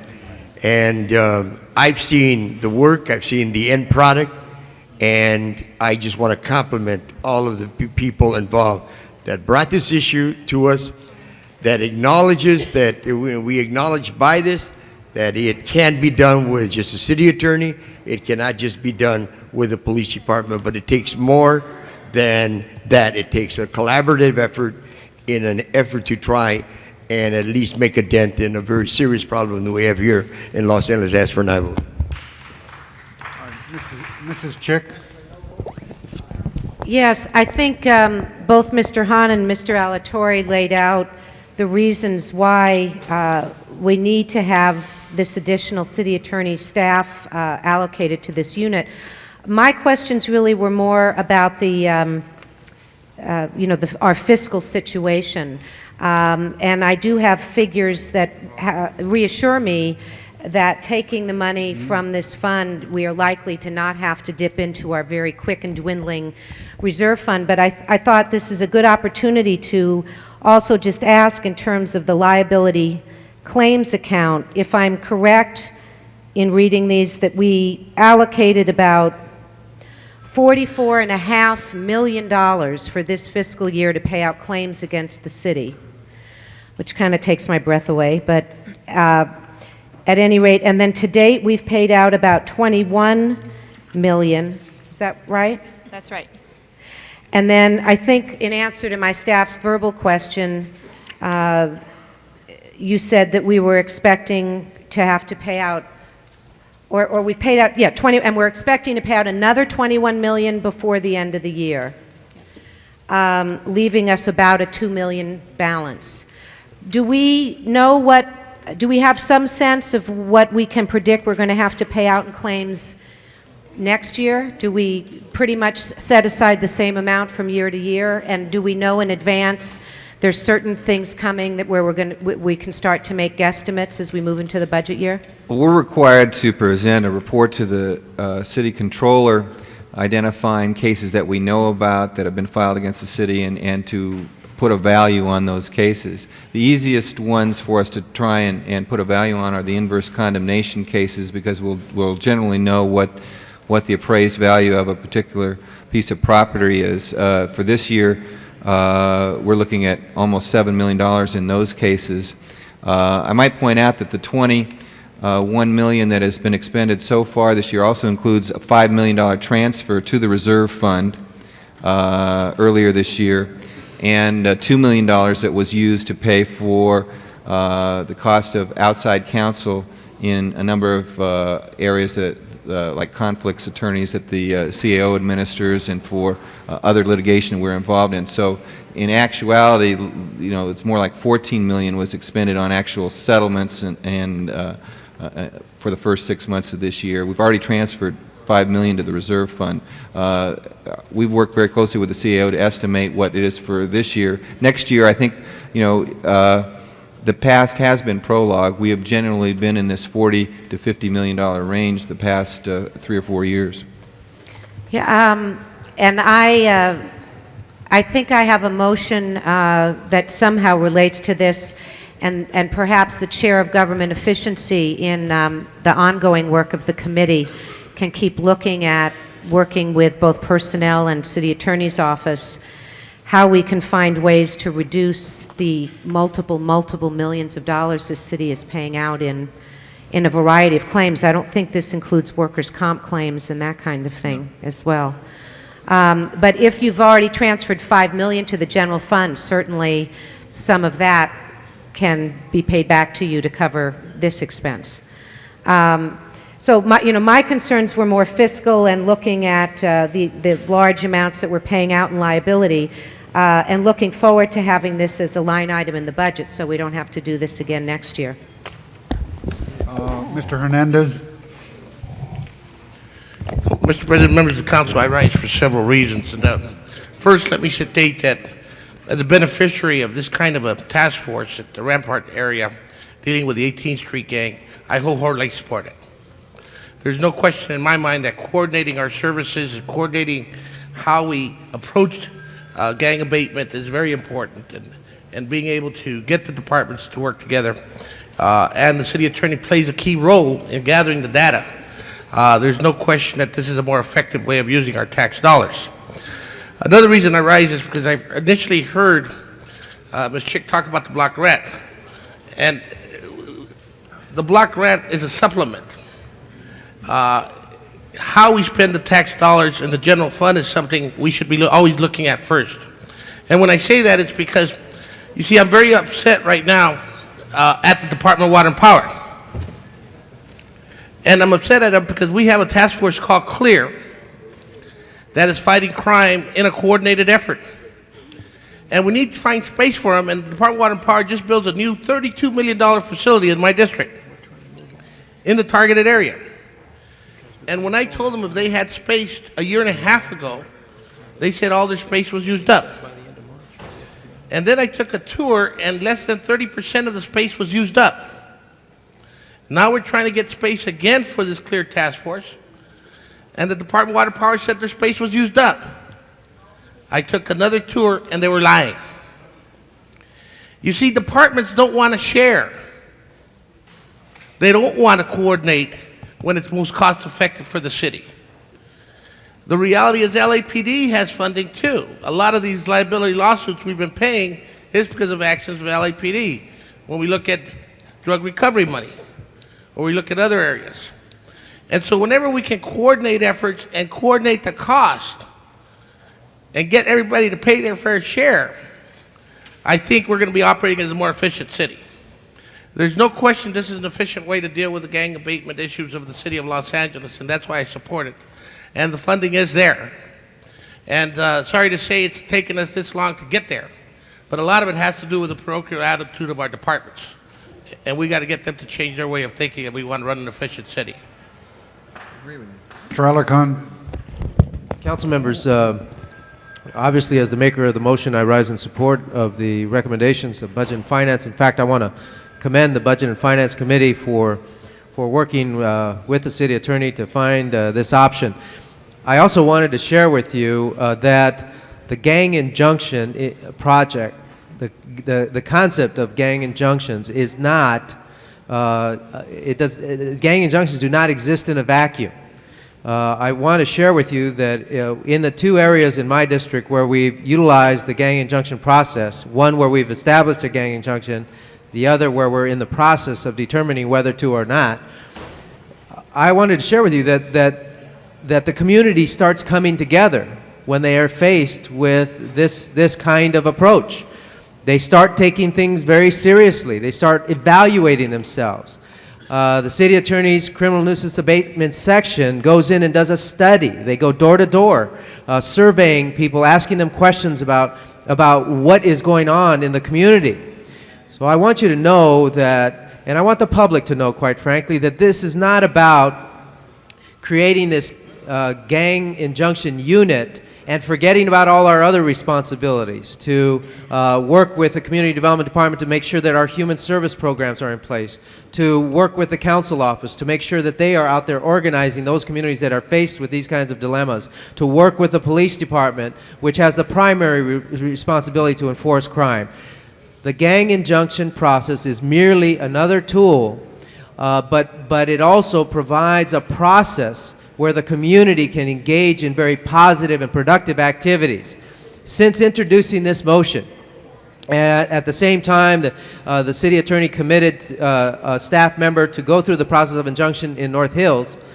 The community has pulled together. Just last week, a community group announced 60 or so recommendations for improving that community. The mayor, Mr. Hahn, and I went to the community and proposed other strategic options. The community has had numerous community-wide events. It is building the community. North Hills didn't have a community. The only way to identify the North Hills community was to point out the gang. And we need to spin around the other people in the community, not around the gangs. And so I'm here to share with you that this is a very, very valuable tool. It is now available because if we pass this motion, we'll expand those resources which are available to you, and I urge you to evaluate those locations in your districts that might have the kinds of circumstances that might benefit from reviewing whether or not to do an injunction, and indeed, if we have to implement an injunction, whether they should have that or not. So I encourage you to take a close look at this, understand the process, understand how the city attorney's criminal nuisance abatement section works. It really is a part and parcel of the solution to solving gang violence in our community. Mr. Holden? Mr. President, it's good to see this kind of discussion for a change where we're applauding a department head, the general manager, who happens to be the city attorney, for doing a good job in terms of repressing gangs in our community, a gang interdiction type program. That's not done often enough. And the fact that we are here helping him today to provide additional personnel really shows our support for a job well done. And I think that we should say it more often. We all know in our respective districts that the people, for the most part, they don't like crime and they're concerned about that, rising crime. But they're concerned about gang. When you say gangs, everybody becomes unglued. But we got to give credit where credit is due. Crime is down, and there's good reason for that. This money is going to go for the city attorney's office and for crash and all. Crime is down. But that's not because we're standing still and wishing that will happen. It's because somebody is acting. Your motion, of course, is going to make it even more effective. But I just want to rise to support this proposal that came from the Budget and Finance Committee, and to give thanks and for a job well done by the department responsible for doing that job. And that is the office of the city attorney. We need to do that more often. And I'm glad to give my aye vote. Mrs. Walters? Council members, the question I want to raise with the city attorney goes to civil liberties and the effect of these blanket injunctions on people, on a community, and on the ability of people to move around freely as our Constitution grants. Thank you very much. It's an excellent question, Council Member. We spend a lot of time, and the reason this is so labor intensive is that we want to identify who the people are that are targeted for the injunction. Our attorneys will review the last year and a half's worth of crime reports and arrest reports to determine who the individuals are who are causing the problems. We'll talk to the crash officers, the patrol officers, and everyone else to get their input. We'll get declarations from them as to who the actors are in that community who are causing problems over and over again.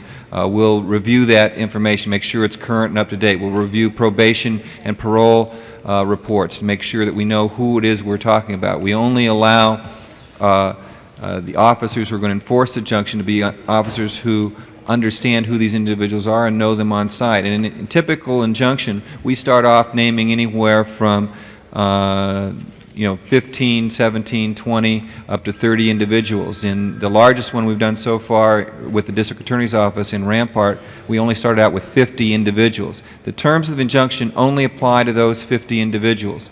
It doesn't even include everyone in the gang. It only applies to the named individuals in the injunction. And our efforts are to make sure that people who are not named in the injunction are not the targets. And what this really comes down to is a balancing between the constitutional rights of the law-abiding citizens of the community and the constitutional rights of the individuals who've chosen to belong to the street gang and engage in criminal conduct.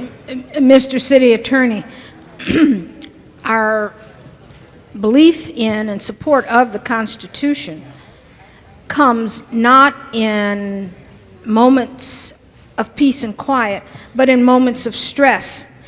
We cannot reduce the rights of individuals simply because we're in stress in order to make other people feel at peace. And I recognize that we have a very serious gang problem.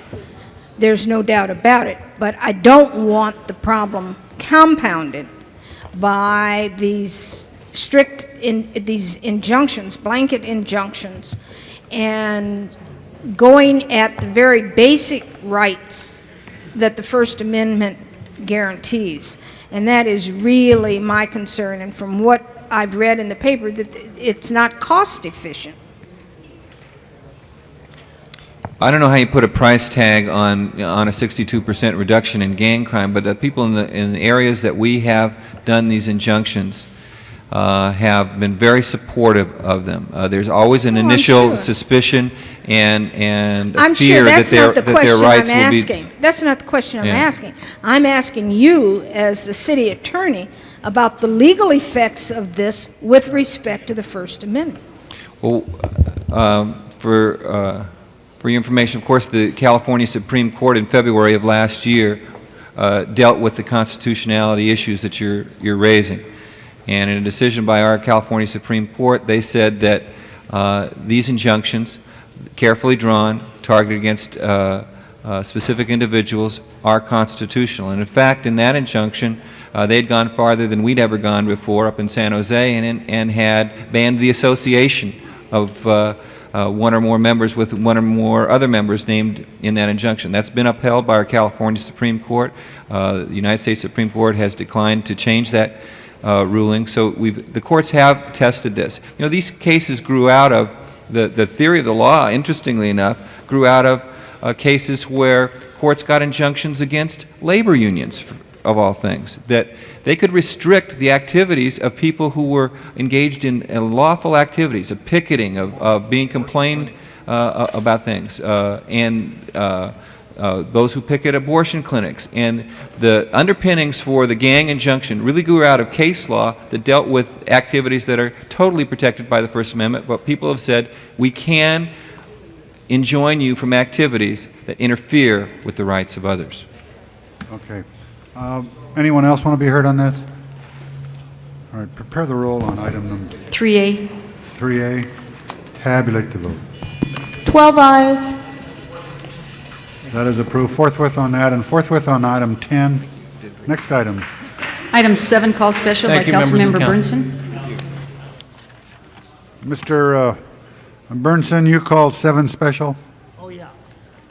I have no objection to this going to Transportation Committee, but what we need, we have representatives from Building and Safety, from DOT, and from the Police Department here. It seems to me that this council formed a task force in order to try to resolve this and come up with some guidelines on, and in the interim, there was to be a moratorium on citing. Well, just the opposite has happened, members of the council. Constituents are being cited not just by the police, they're being cited by Building and Safety, and they're being cited by DOT. Now, the purpose of me calling this special is not to keep it from going to Transportation Committee, but it is so that we can get a concurrence. Is there somebody here from Building and Safety? Is nobody here from Building and Safety? Well, I hope that we can send this message.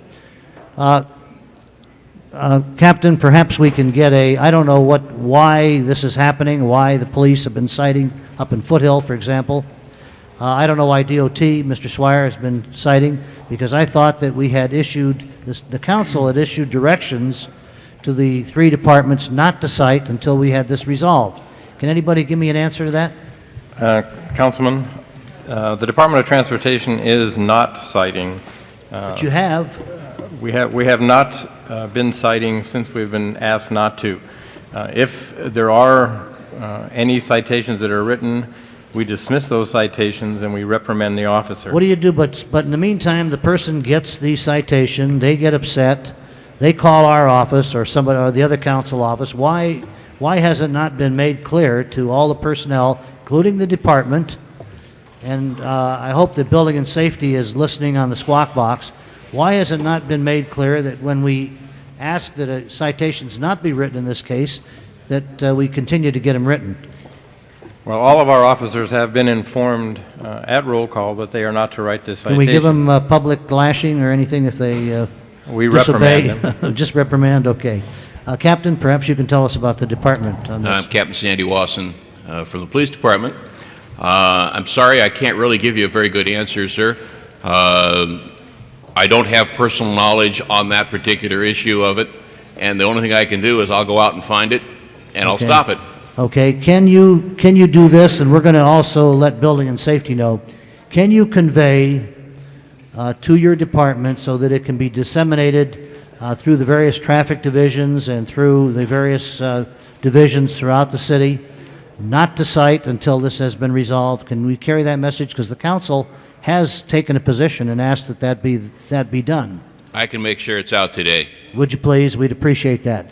And if Building and Safety is listening, and I hope somebody is listening, make sure that your department is properly briefed so we don't continue to get these calls. And Mr. Alarcon, I hope you can make some sense of this task force thing.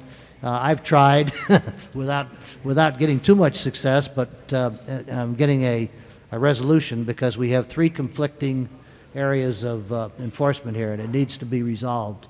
So I place it all in your hands. Thank you, gentlemen, for coming in. Do we have item 7 before us? There's a motion to refer this back to the Transportation Committee by Councilmember Alarcon. They're going to be referred back to committee. Mr. Hernandez? Yeah, Mr. President, and Councilman Alarcon, I just need you to make sure, Councilmember Alarcon, I just need to make sure a second. I understood why you want this report to go back to your committee, because the report was basically just issued January 9th, or February, January 9th. I didn't hear that. The report on the item number 7, we're dealing on item number 7. And one of the things I've been expressing a concern from the very beginning was dealing with the issue of those basically hardship cases where you have substandard streets, where it's a small street, you can only park on one side, and when we pick up your trash, you can't park, and you have to park on your yard. I just want to make sure that that was given to your attention. I'll give you an item so that when your committee's reviewing it, as I read the report, they still did not take that into account. Okay. And I think that's very important in my district. Okay, Mr. President. Okay, Mr. Alarcon? Council members, I'm looking forward to the opportunity to jump into this issue. I have not had a hearing on this as Chair of Transportation, but in fact, I'm looking to you to give me suggestions, because the fact is that our city is so diverse and it has so many little idiosyncrasies about it, like the one you just described, Mr. Hernandez, that we have to be mindful of those special considerations. I think the intent of this was to keep people from parking on their lawns and front yards. But when we started citing people for parking in their driveways overnight, that went far beyond the intent, but it gives us an opportunity to look at some of those little details and hopefully clean up or provide an ordinance that will enable us to enforce what the spirit of the law was without undermining communities. So I look forward to receiving your comments and anybody else's relative to special circumstances. Okay, Mr. Holden? Mr. President, I put the motion in at the request of concerned citizens more than 8 years ago. And you're still dragging our feet. My question to the department, are we citing except in the driveways today? Are we citing anybody for parking on the lawn? No, the department is not citing. Well, we were instructed at the last meeting here to continue to cite those individuals parking on the lawn, but not in the driveways. That was the motion. I recall it very clearly. Mr. Bernstein was concerned about the circular driveways. Nate, that's all. Not the Well, no, circular come on. This is a serious matter because my people I represent, same as yours, are concerned. I mean, I'm tired of representing junkyards in the front yard, on the lawn. And people don't want them in their neighborhoods, period. Now, the motion was that we would continue to cite, and I'll get a copy of that motion, except in driveways, circular driveways, until such time that they would be exempted from the ordinance. How long does it take to exempt them? What you're doing is nothing. You don't care about how the city looks. You don't care about holding people accountable when they violate the law. It appears that way in evidence almost every day we come here. Well, not the city attorney. This it has to do with the Department of Transportation. You've been granted authorization to cite those individuals, and it's never taken away, except in circular driveways. You have a copy of that motion? Because we can discuss it afterwards, rather than take up your time. Councilman, I have a copy of the motion. What does it say? It moves that the Departments of Building and Safety, Transportation, and Police resume the vigorous enforcement of issuing citations and the provisions of the ordinance pertaining to illegal parking of vehicles in front yards, except for automobiles and small-sized recreational vehicles such as Cherokees parked in or on circular driveways. That is correct, and I remember it correctly. Why are you not doing your job over there with the Department of Transportation? That is the motion, and that's what you're supposed to be doing. Good thing that term limits didn't get some of us out of here yet. Councilman. All right, so you have no, there's no reason why you should not enforce the law now, so please go ahead and enforce it. That's the will of the council. Okay, we have a motion to refer to Transportation 7 Committee. to Transportation. There's no objections. That'll be the order. Next item. Upon the advice of the City Attorney, Mr. President, Special 1 that was presented earlier by Councilmember Walters, seconded by Goldberg, is still before you and on the desk. Findings on the need to act would be required, and that would require 10 votes from the council. The council may receive and file this motion. Well, Mrs. Walters, does she want to withdraw it? Your Special 1? Can we? Follow the advice of the city attorney that we can receive and file. Yeah. There doesn't seem to be any point in going through it again. Okay, there's no objections. Special 1 will be received and filed. Next item. This is a time for comments from the public on non-agenda items.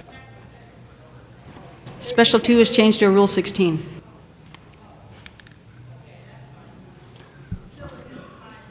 Okay, Gracie Gray.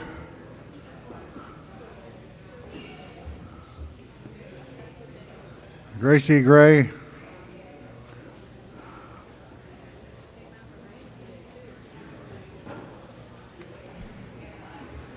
Richard Robinson.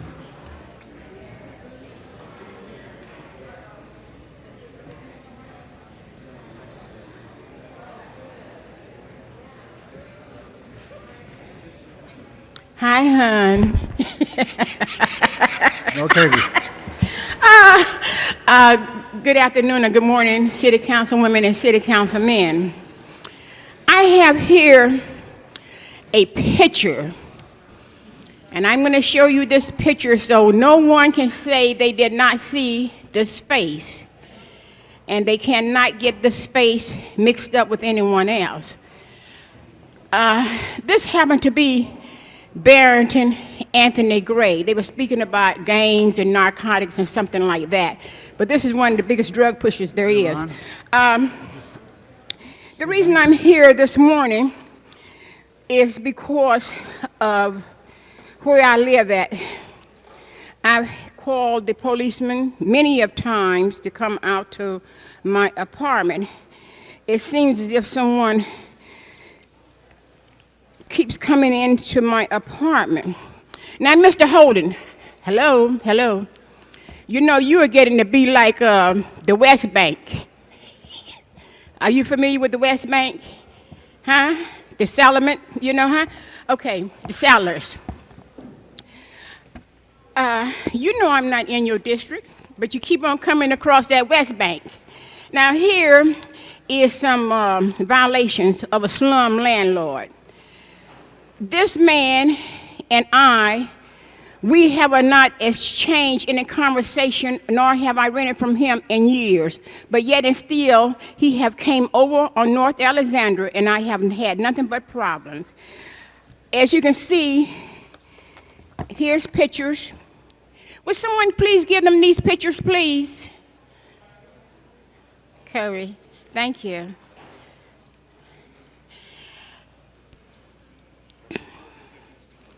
It's so they can see it, okay? That is violations. Okay, Mr. Ferrara, the reason that I'm here this morning, as I said, I keep calling the policeman, and I only get a set income, and when you clean your carpet, you want it to stay like that. Okay. But I've had nothing but vandalism done in my apartment, and I would like for you all to look into it, okay? Thank you very much. Thank you. Richard Robinson. Mr. President, members of council, accountability, responsibility for management is not the responsibility of Mayor Reardon. His honor is supposed to be as distant from micromanaging the city's departments as possible.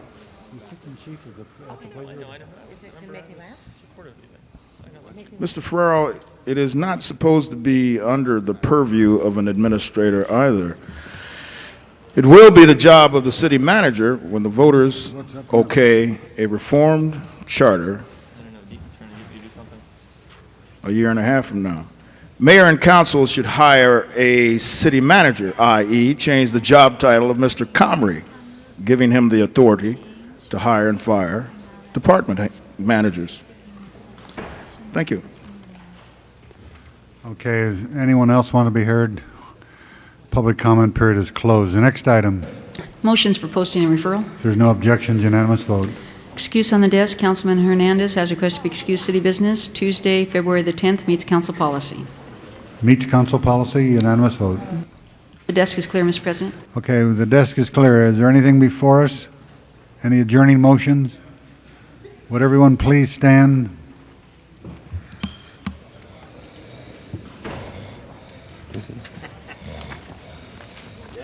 Joseph. Mr. Wax? Two, Mr. President. First, a friend of mine, a very talented, creative friend, successful, who created and owned a Muse restaurant, Ron Braun, passed away, and I'll give the clerk the pertinent information. And I'd like to be a second, President. I don't know if the council adjourned in memory of Martin Gang, but he was a giant, really a giant in our city, in the legal world, in the Jewish community, as a philanthropist, as a person who made many lasting contributions, and I think we should all adjourn in his memory. All members. He was 96, I believe, and he represented Bob Hope, and he used to call Bob a kid. John? Mr. Burnson? Did we adjourn for Reverend Kilgore? Yes. We did. I'd like to be on that also. Thank you. Mrs. Walters? Yes, I'd like to ask the council to adjourn in memory of Dorothy I. Hogan. Dorothy was born in Missouri, 1934. She passed away after a year-long battle with cancer at 64 years of age. She's survived by her husband, Ferrace Hogan, her daughters, Larice and Ferresi, and many of us know Ferresi Hogan Rolls from the Community Financial Resource Center, and the family is present here today. They're very appreciative of our journeying in the memory of their wife and mother. Ms. Hogan is survived by, as I said, her husband, 2 daughters, 1 son, and 2 sisters. I'd like to be a second. Mr. Hernandez? I'd like to be a second on that one also. Mr. President, members of council, I ask us to adjourn in the name of Juan V. Escandon. Mr. Escandon passed away February 1st, 1998, was born August 21st, 1903. He was 94 years old and basically came from Mexico in 1913. He married here, had 6 sons and 5 daughters, and he's the grandfather, great-grandfather to over 200 children.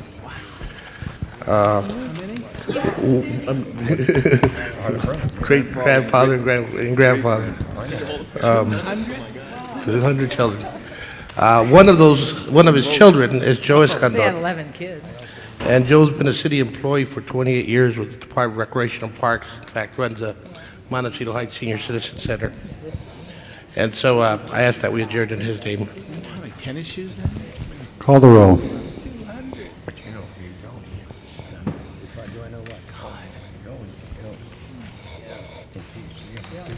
Aye, the council is adjourned.